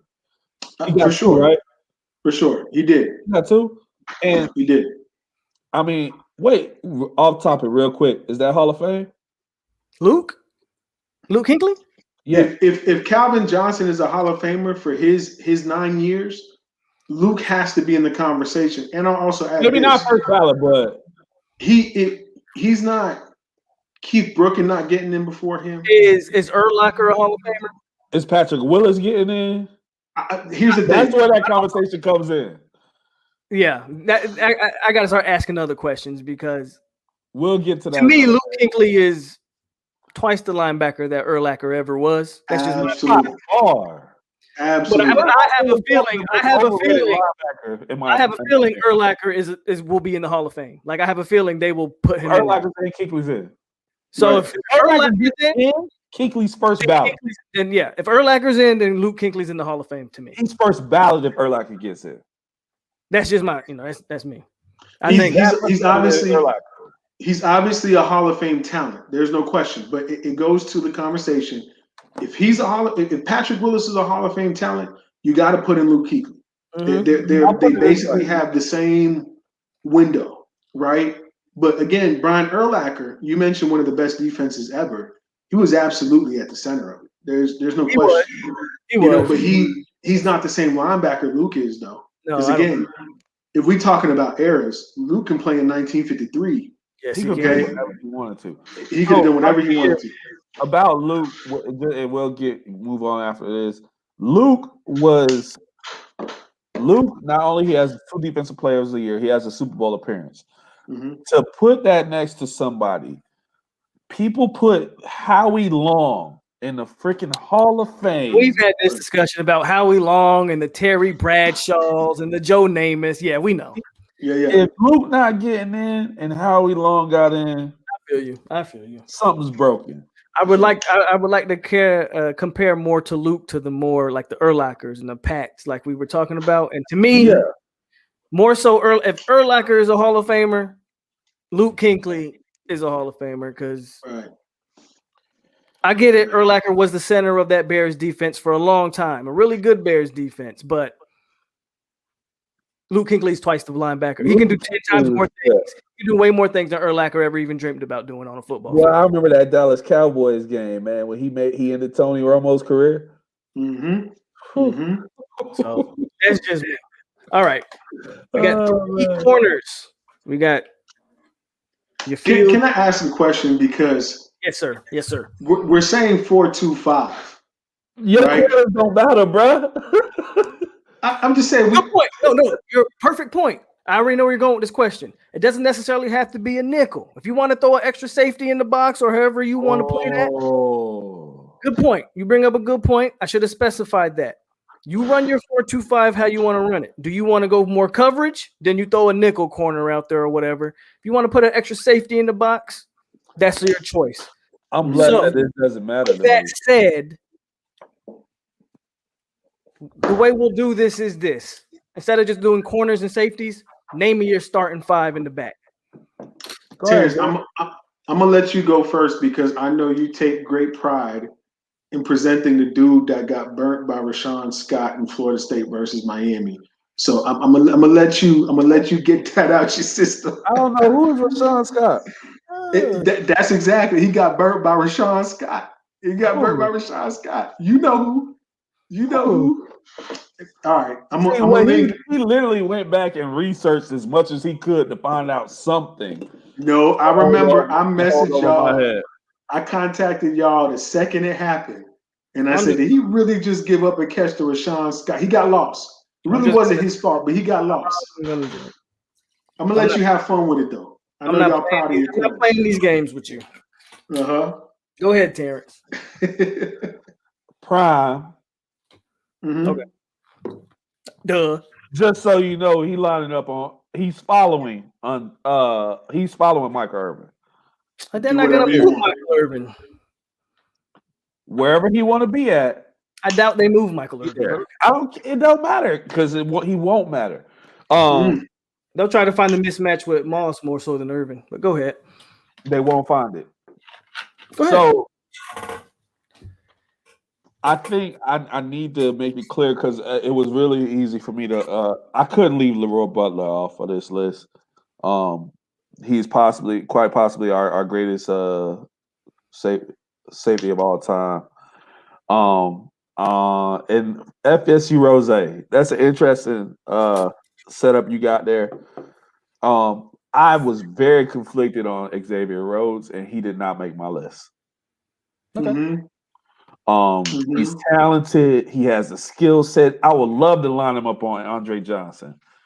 I would love to line him up there. It's just it wasn't going to happen because I needed playmakers. And I needed guys who were going to be leaders and not make mistakes. I felt like Xavier Rhodes' college career was solid, but it was unspectacular for me. So to be clear, so far you have Dion and Leroy Butler. He's at Can I throw something out there with Rhodes real quick? And from what you said earlier, you was talking about man coverage. That's not the first guy I think about at Florida State if I'm talking about a man-to-man corner. No, Xavier Rhodes. That's not the guy. Exactly. He was great, but no. He's not manning up nobody. He gonna play what's it called?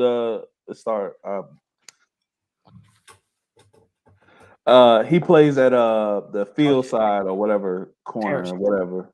Huh? Oh, okay, I got you. Yeah, he played. That's what he played. So the other corner, the other outside corner is Terrell Buckley, as everybody has alluded to. T-Buck, like I said, playmaker. He lived for those games against Miami and Florida. Those types of guys live for those games. And so we got Leroy Butler, we got Prime, we got Terrell Buckley, and then we got to go to the 2013 team and get our last two guys, and it's going to be Jalen and LaMarcus Joyner. I knew he was going to join her. Okay. LaMarcus Joyner. That was tough. And I'm assuming Derwin's career because of injuries, correct? Yes. Because off of pure talent, I think Derwin's on the list. Derwin probably is the most talented defensive back we've ever had. I agree with you. I said we've ever had. Most talented defensive back we've ever had. I'm including Dion as far as talent. He's a physical specimen. Derwin is that. Physically, speed, all that good stuff. He had it all. I gotta make sure my laptop don't die, so give me a second, y'all. But he had it all to make sure that he could make a play at any given moment. I feel you. I think production-wise, it goes Dion and then Jalen for me. So Jalen, what he did on the field. Jalen is my guy. Jalen's not going to have the interceptions to say production, right? But I'm talking about what he made plays. No, that's what I'm saying. Like if people get hung up on that term, right? Yeah, it's not interceptions. Matter of fact, I don't even think Dion's in the conversation about interceptions at this point. Right. So that's not what I'm talking about. But when Jalen, I think T-Buck lead the all-time. He's the all-time interceptions guy. If I'm not, and you're not going to win these jump balls and take away balls from the guys that's across the field. So to recap, Buck. Oh, your outside corners are T-Buck. So you putting Ramsey in the slot? Okay. So you got Ramsey in the slot. Star, slot, whatever the hell you want to call it. He's a star.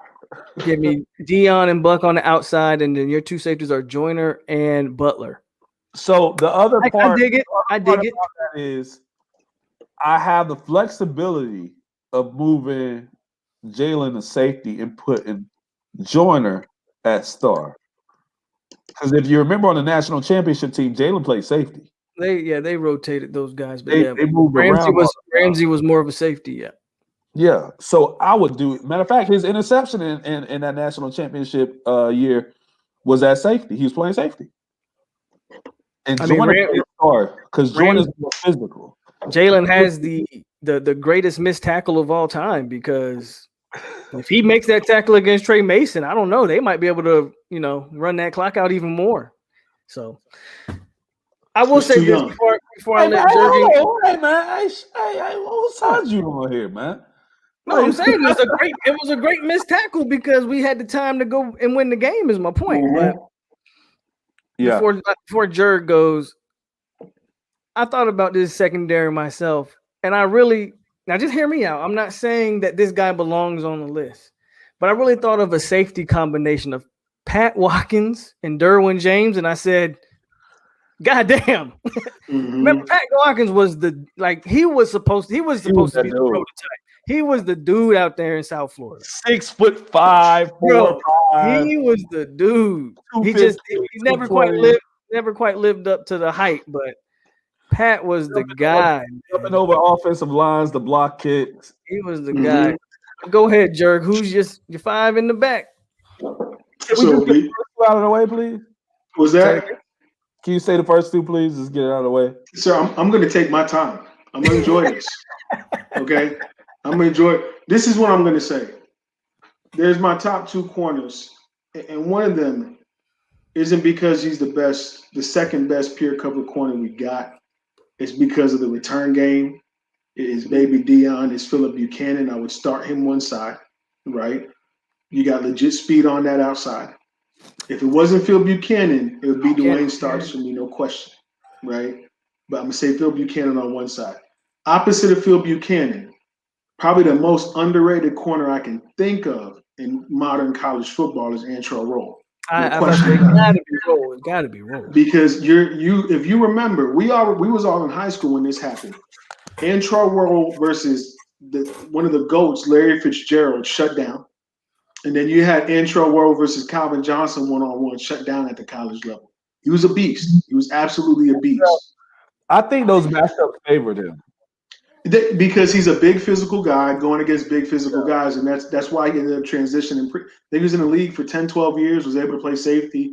He could handle that physicality, but I have to start him, right? And whatever y'all decide to do. In the NFL, he was better at safety.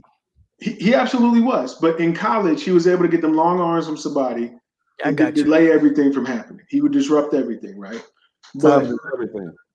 I'll say this: if there was three corners, which I'm not doing, it would have to be a mixture of Roll. Buchanan's my second guy, then Dwayne Starks. Very, very underrated corner, Dwayne Starks. Nobody talks about him. He's a fantastic corner. However, we got to get to what I would consider to be the best ball hawking three safeties that I could find. The first one I'm going to say, y'all may not like this name, Benny Blades. Benny Blades at Miami was the first of the great Miami safeties, right? Just to be real, bloodline running. I feel you. I just knew you was living Benny Blades off this list. No, I just knew it somehow. I knew you was leaving him up, and I can't lie, man. Listen, I would never ever disrespect one of the GOATs, right? And if you're running a 4-2-5 defense, if we put this in a modern context, Blade was like 6'2", 220, so he was the size of a Derrick Brooks. Okay, so you play him at that strong safety position, he'd roll coverage and also be one of the best ball hawks on the field, right? Then, of course, arguably the two best safeties to ever play football, period. Yeah. Ed Reed and Sean Taylor, the last two right there. Those are the last two I would start with. So you'd have Sean and you would have Benny Blades patrolling the D gap at the strong safety positions, okay, in that 4-2-5. And then you just have Reed over the top doing Ed Reed things. I'm sorry, guys. This isn't my bias talking. It's fair. That ball, you better get the ball to P-Dub in the flats and hope he can break somebody. Because you're not throwing that ball downfield. You're not throwing that ball downfield. You crazy. Don't sleep on P-Dub.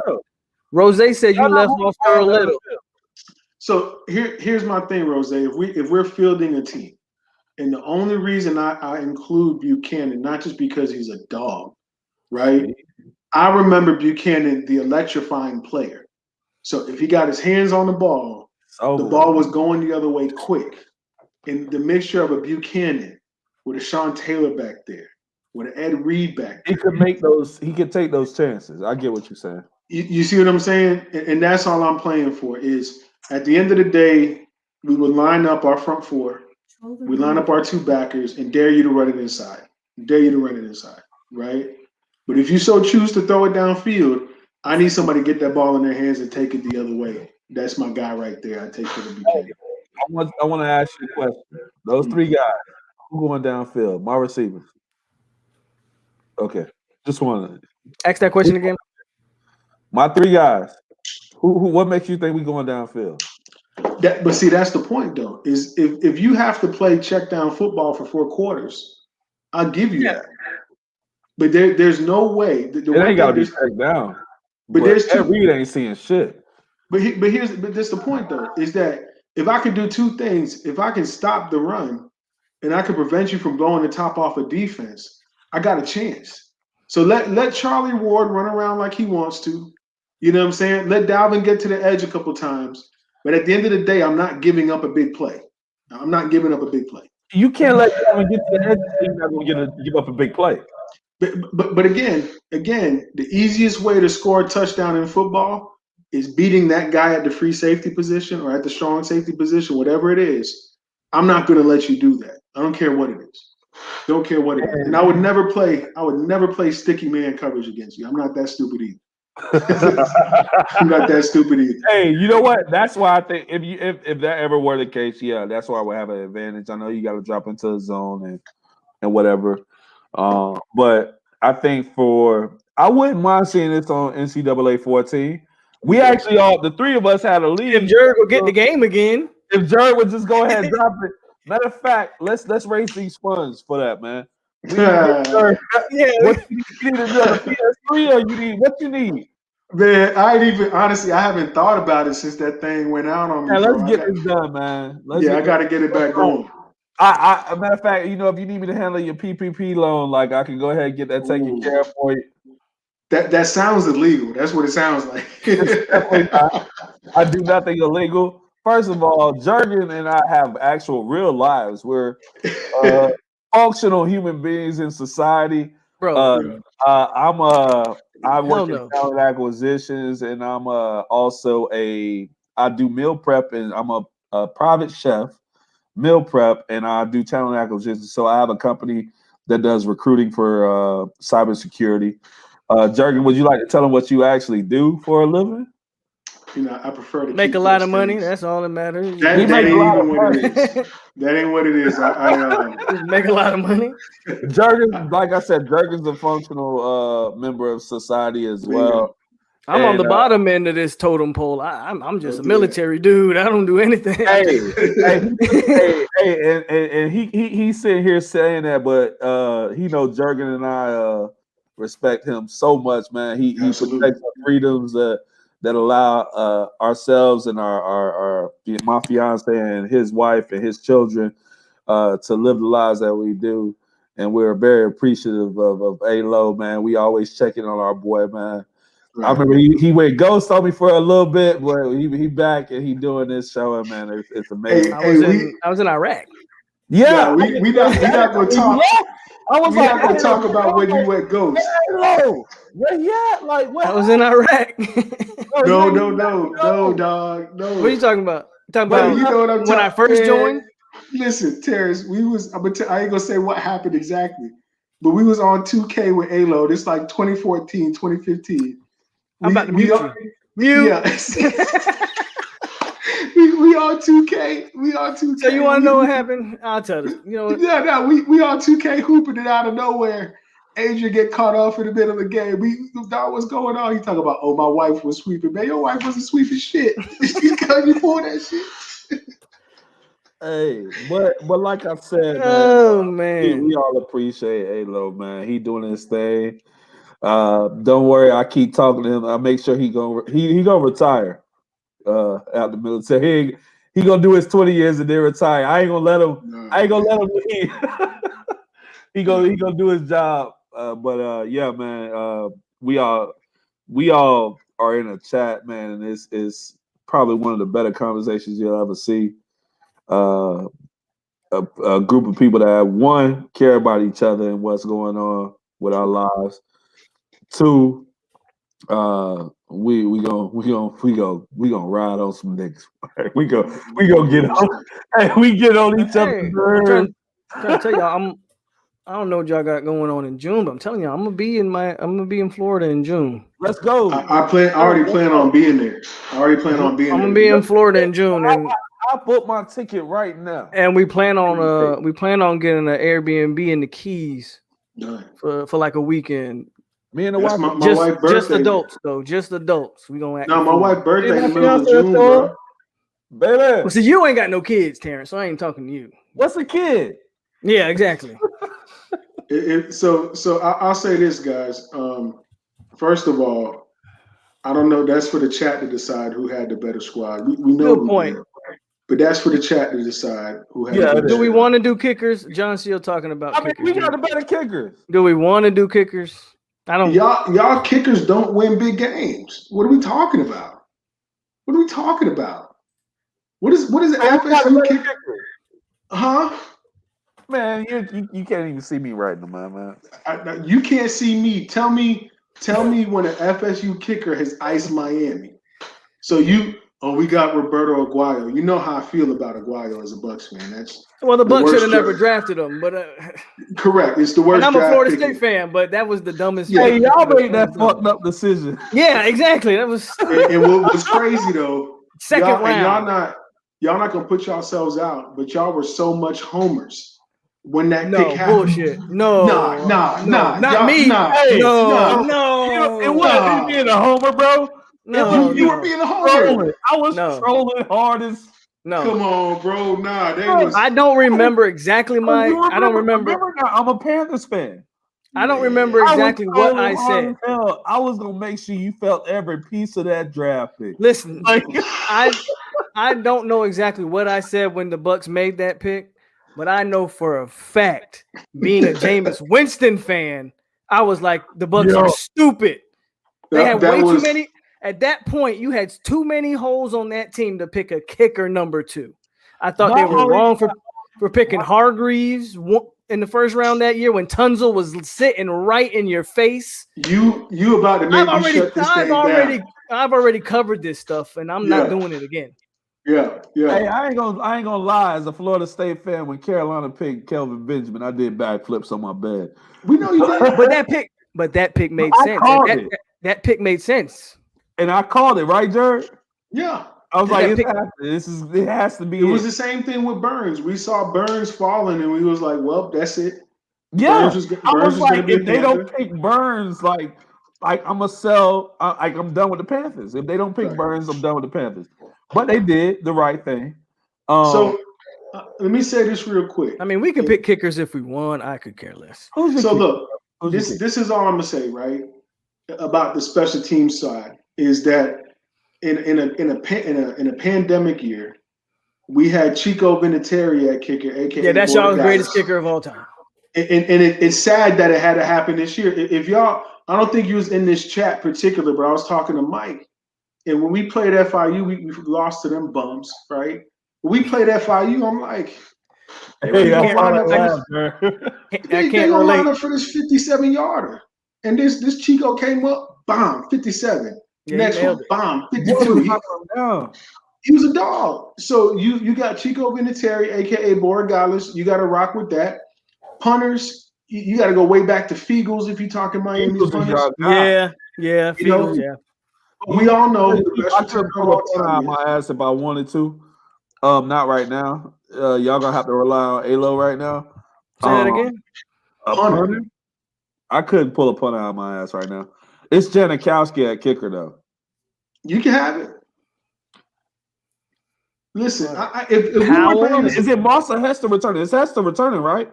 There's no question. Yeah, of course it's Hester. Of course it's Hester. So what? And for us, it's either It's not fair for me. Well, sure, I make the rules, so I'm gonna say to be fair, I'm gonna say we can't use prime twice since we already using them. I'm gonna make the rules. I'm gonna take Kermit. Who? Kermit.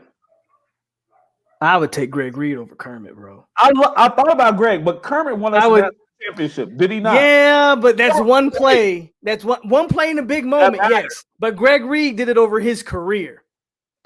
Greg Reed never had a chance to be in that moment. Greg Reed did it to himself, though. And I don't need guys on my team making mistakes. I don't need boneheaded mistakes. But time out. We're talking about taking Greg Reed over. But we're talking about Terrence. Fuck some shit up. We talking about one game. You're talking about one game. But if you had if a ball got, you're assuming that he catches the ball, right? And if you got a punt that goes up there and it lands in Greg Reed's hands, aside from Dion, I'm not even a Florida State fan. I'd rock with Greg. He was supposed to be our next dude. He did that too. He couldn't put the weed down. Well, see, now Terrence sneezing because he's allergic to his own BS. That's what that is. That's what it looks like. That's what it looks like. He knows that Reed would have to be, but for us, because Whitfield literally has that one kick. Granted, it was he has some other plays. That one kick return is gonna live in the histories. I got it. It's one of the top 5 plays in FSU history. I got it. But Greg, that's one play. And to be fair, let's be real. To be fair, an Auburn player blew a hammy on that play that opened that lane up. I wasn't gonna say it. I wasn't gonna say it. I wasn't gonna say it. Ask you that, man. Ask for that. If we're being fair, Kermit had to run straight and not. That's all he had to do. That's all he had to do. It's funny that he blew a hammy, but he played the rest of the game. Give me Greg Reed, bro. Give me Did Greg he not Reed. play? Did he not play? Terrence, you an athlete now. Did you not see? Athlete, bro. It's not like he tore a hammy. I appreciate that. Well, you a guard, but you an athlete. And I know we're talking about returns, but run 4.6. Let me know. Oh damn, I'm done. You can't verify that 4.6. I could. I need video verification. I could break 5 now. I'm faster than both of y'all right now. You might be. My body is trained for long distance, not speed anymore, bro. Yeah, you got it. Hey, I'm gonna say I ain't faster than you, Jared. T-Rex, I'm not gonna argue with you, T-Rex. T-Rex, I'm not arguing with you. T-Rex. I'm not arguing with you, T-Rex. These boys got 30-inch arms, and they worry about my arms. 38. I'm a little dude. 38 inches. I told you, bro. Man, put that to the test, bro. I ain't nobody trying to hear that, man. Listen, I'm scratching my ankles right now, and I'm sitting down, bro. Come on, man. Come on, man. But Greg Reed probably is the guy, y'all right? And he not Devin Hester. I know we're talking about returners, but remember that hit he put on Lattimore? He laid Lattimore out, and Greg Reed was all but 5'9", 180. Hey. And laid Lattimore out cold. All right, that's who was it that laid out? Greg Reed was a dog, man. Laid out, it was the Stanford. Who laid out? Was it? Sam about Roscoe Parrish? Roscoe? Yeah, that was Stanford. No. Was it Stanford Samuels that did Roscoe? That was Stanford. That was senior. That was senior that laid out. Okay, yeah, okay. It's crazy that those years just have blurred into like we got to worry about 2 Stanford Samuels by the time our kids right. And Junior was such a disappointment. Yeah, he had all the tools. So what you guys got in the comments? Is it Miami or Florida State? Go ahead, Joe. What do you think? I was going to say 21-17 FSU. We got to follow Tyler's this my up guy. for one reason. We got to follow this up for one reason because Terrence is talking about tools, and you know that's my wheelhouse. We got to talk about these kids, maybe the last 5 years going into the draft from both schools, because I think that's you talk about the state of the 2 programs, right? You always look at draft day as saying draft day grades you out from a development standpoint, right? So you look at draft day and you say, we got this kid 3 years ago. He was an All-American. He's a 4-star guy, Under Armour guy. What did we do with him that somebody else could have did with him? I think that's a good conversation because I think about FSU recently, and I'm not trying to roast, okay? But we've had talks about McFadden, right? Wasn't it McFadden who came in the year with a first-round grade that didn't necessarily pan out? Samuels was another one that was big hype. You know, for us at Miami, you know, a guy like Chicolo was playing out of position his whole career. Chad Thomas. He was hype though. You was really high on Chicolo. I remember that, man. Chicolo played out of position under Al Golden. That was very disappointing. Very disappointing. I just think that's a good discussion with the draft coming up, Alo. We might want to follow up on that. Hey, gentlemen, by the way, if you want to, we can definitely do that. Monkey shoulder.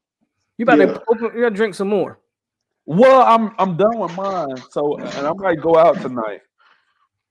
All right. Yeah, I'm about to. I mean, y'all know I'm way behind you guys. It's only 6 o'clock. It's 10 o'clock, and you know I'm not as old as Jurgen, so. Ooh. But I got about my lifestyle doesn't limit me to be in this as old as my lifestyle lives him to be. We got about 15 minutes left, and then I'm gonna go take these kids to the movies. Okay. Can I throw this out there? You can throw whatever you want out there. There's a lot of FSU fans that's calling for a close game, and that's cool. You talking about this upcoming season? No. Oh, you're talking about this game. Okay. You're talking about this game. Okay, because that's another. Let's talk about this game. Okay. I know one thing's not going to happen. None of our receivers are going to have big games. I agree. Now I can. You know what? No, I'm not going to agree with that. I don't care. My bias is about to come out because this guy in big games has always showed up. As a matter of fact, we didn't even mention Peter Wark in the return game, obviously, because we used him as a receiver. But I mean, that's another guy, man. Peter Wark is going to find a way to make an impact on the game. Impact, bro. But if your big game comes from Peter Wark, okay. Because I would have picked Dalvin Cook. Because I know for a fact. Dalvin, if it's my team, we running the shit out of the ball. But see, here's the thing. Both of them get ate up on that play action of Peter Ward. Both of them not. Why not? Why? Both of them not. None of your corners are guarding Peter Ward. I'm gonna let you. I'm just a mediator. I'm just a mediator, Terrence. Do it. I need to tackle Peter Ward. No. I need to tackle what's in front of me with Peter Ward. That's what I need to do. And you need to convince me beyond a reasonable doubt that Peter Wark is going to break off Sean Taylor, Ed Reed, Benny Blades, Dan Morgan, and Ray Lewis consistently. Dan Morgan not seeing Peter Ward. Stop. Okay. Stop. I'm with Tyler. Dan Morgan not seeing him. Dub is good for at least one. Cook is good for at least another one. So you have 2 touchdowns. That's assuming Ward can't run for another one. So I feel like you're underestimating how good this defense on the other side of the ball is for y'all. It's not better than mine. I only need 14. It's not better than mine. It's not better than mine. Only need 14. It's not better than mine. Fuck out of here. It's not my fault. 21 points. My pass rush are better than your pass rush, period. Hold on. 21 points on us. Hold on. It is not my fault that you decided to start Jamie Dukes. I love Jamie Dukes. I told you he was playing that reverse psychology bullshit. But it's not my fault. Muted. No, I'm muting you because I told you. I told you he was playing that reverse. Terrence, I'm done with you. I told you he was playing that reverse psychology bullshit on you. No. Your guard should have been Cam Irvin. But no, Jurg came in here with the foolishness. Oh, listen, I'm trying to win. If you're not trying to win, get out of here. Jamie Dukes is pulling. Jamie Dukes is going to leave a dude who's the most disruptive defensive tackle of his era. When you pull Jamie Dukes, you're leaving the dude that's the most destructive tackle in his era in either Maryland or Sap. There's no question about it. All I'm saying is this. Y'all can't say definitively that Florida State defense is better than the Miami defense I lined up. You cannot definitively make this. I'm taking this game a lot of points to be scored, period. It might be 13-10. It might be that. I'm 7 games. But I do agree with I think FSU's good for at least 14. I think Cook is going to give you 1, and Dub is going to give. Dalvin giving me 2, bro. I think that has Dalvin not given us 2. I'm just saying. So hold on. Who's covering Kellen Winslow? One, and he gonna get one when we in within 20. Who's covering Kellen Winslow? Because I'm gonna tell you right now, I'm not gonna call him Leroy. He's Leroy to me, like a mechanic. Leroy Butler, whoever you have back there, ain't covering Kellen Winslow. I got Derek on him. And you don't have a linebacker in sight that's gonna hang with Kelvin. Derek ain't hanging with Kelvin. Derek is not running with Kelvin. I am a Bucks fan for life. You wild. Derek will get bodied by Kellen. Derek getting bodied by Kellen. Anybody trying to hear that? I would throw. You gotta also realize we manned up on the outside. We manned up at every position. I would throw Ramsey on Kellen and feel very confident that Joyner can cover whoever you got in the slot. You're right. Oscar run past Joyner. He might run past him. But that's assuming Dorsey's gonna have enough time because we got the 2 best pass rushers in this game on the field. Y'all don't have the best pass rush in the game. Not up the middle, but we have the 2 best edge rushers in the game. Pass rushing is a collective effort. You don't have a better pass rush in the game. I disagree. No way. That's debatable. No. We have the best interior pass rush you can piece together in college football right now. I think. And I don't know who Jen Fowry is, but we talking about add a special teams team for Miami? Is that what we talking about? Because we know right. Jen's Hester could be good for one. I'm not gonna lie, man. It's tough. The thing is, if that's the case, then we need to have a real guy who's gonna be at punt return to get us one. Because that's not the rules. Adrian set the rules. Yeah, that's Adrian's rules. Fuck Adrian's rules, man. Get out the street. Get out the street. If we got Peter Warwick and Deion Sanders out there, you really think that Greg Reed is going to see the fucking field? Obviously, if you was running the real game, you got Deion and P-Dub back there, obviously. One of them getting the ball, and it's over with. Maybe they say who the coaches. Well, I got Jimbo as OC and Bobby as head coach. And Mickey as DC? Obviously, Mickey's DC. So I would go with this is actually tough. Yeah, I'm about to say the real question is for Miami. Or is it oh boy. But you can't Schellenberger, Jimmy Johnson. And that's the problem, right? Is you have Erickson. Cole. You almost have to name Jimmy Johnson. Larry. You almost have to name Jimmy Johnson. Yeah. Right? But then you look at Schnellenberger and the type of defensive coach, he laid the foundation. He started it. Yeah. You know what I'm saying? So I think Erickson probably would call plays. He's the one that brought the single back offense to Miami. You know. I like that. So you put Erickson at OC? I would have to, but Jimmy, it's like you can't come on, Jimmy Johnson. Jimmy Johnson's more synonymous with winning. He's a leader. Almost anybody. Who's your DC? Let me tell you right now, it's not Randy Shannon. I hated that. Hey, I want to point out something that Mayan King said. We just completely eliminated Charlie Ward's level. No, I said that. Charlie Ward is good for something. I said Charlie Ward is going to run around the field. The problem is, I do think you can spy Ward with the Ray, and I think if you taking Ray out of that. But then again, if you're spying him, you're also taking higher defense. So you're right. I don't think his defense is built to spy as much. But no. The 42 defense is built to be multiple. Period. I think all I know is this: cover 3 or Tampa 2. It doesn't matter. I have the best ball hawking safeties you can find in the history of football. So I can play single high. I can play 2 high. I can do whatever I want on that 4-2-5. And I promise you're not going over the top. And like I said, I don't doubt Peter Warwick for a minute. Was that? Who is this guy? Who let this guy in here? Talking about Adam Fuller as DC for FSU. He's probably a Miami fan. That's probably what that is. That makes sense.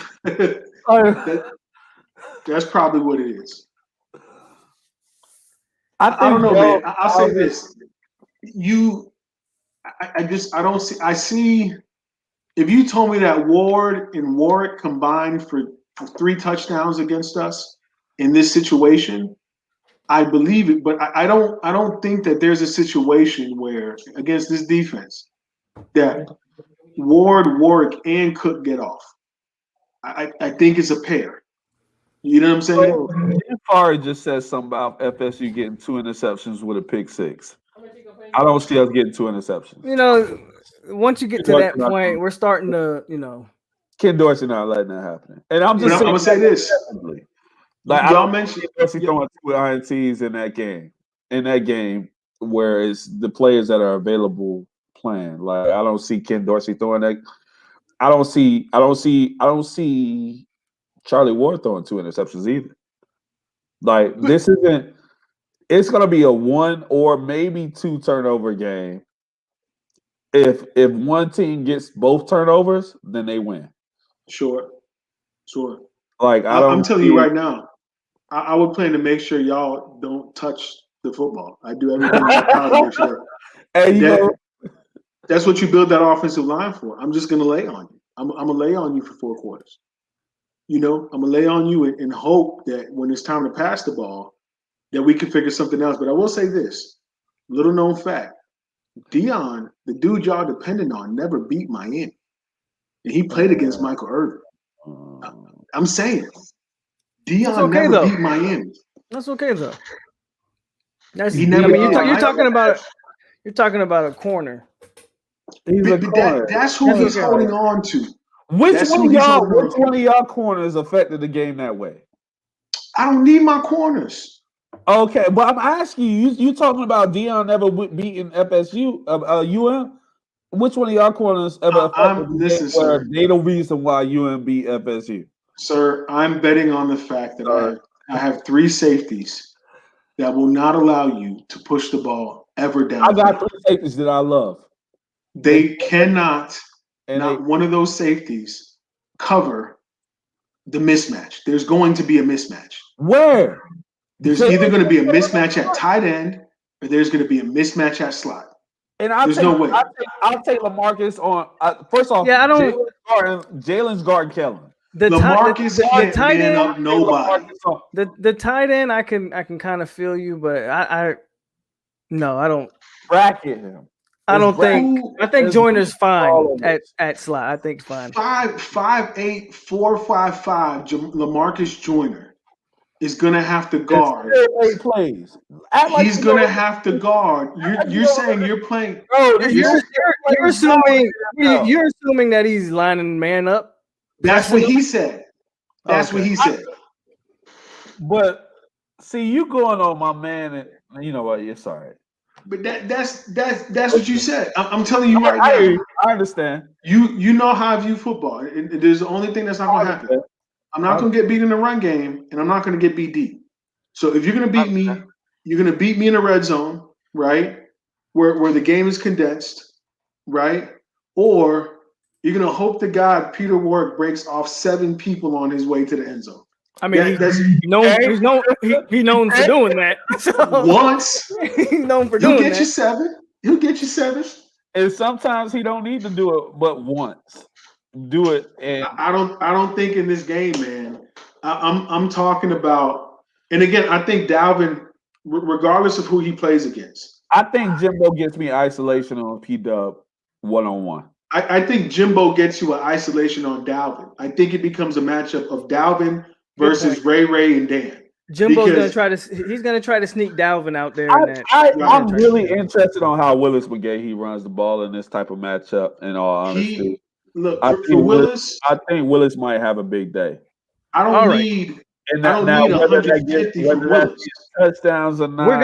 We're gonna do this again. We need to. I don't want to get yelled at. Oh, good. I know you gotta do your thing. We're gonna do this again, man. Obviously, this was dope. I'm calling it a wash. I don't care what anybody says. We're dead even. It's a wash. We tied tonight, but I'm gonna head out here. And for Jamie Dukes, it's all right. Shout out to everybody here in the chat. Shout out to Hey, Terrence and we gotta Jurgen. get Jamie Dukes on his channel, man. I'm gonna reach out to Jamie Dukes for you, man, so you can explain yourself, man. Yeah, and I'll find Russell Maryland and Warren Sapp, and we can have a conversation. I'll get All right. Jamie Dukes for you, bro. We gonna figure this out, but yeah, I feel you, man. Yes, sir. All right, guys. Everybody have a good night. It's been a pleasure. Y'all be safe out there, man. All love, bro. And the Knowles won. That's all the way. That's the way I look at it. Knowles won. Hey. I'll let y'all. Let's go. Well, I'll let y'all, man.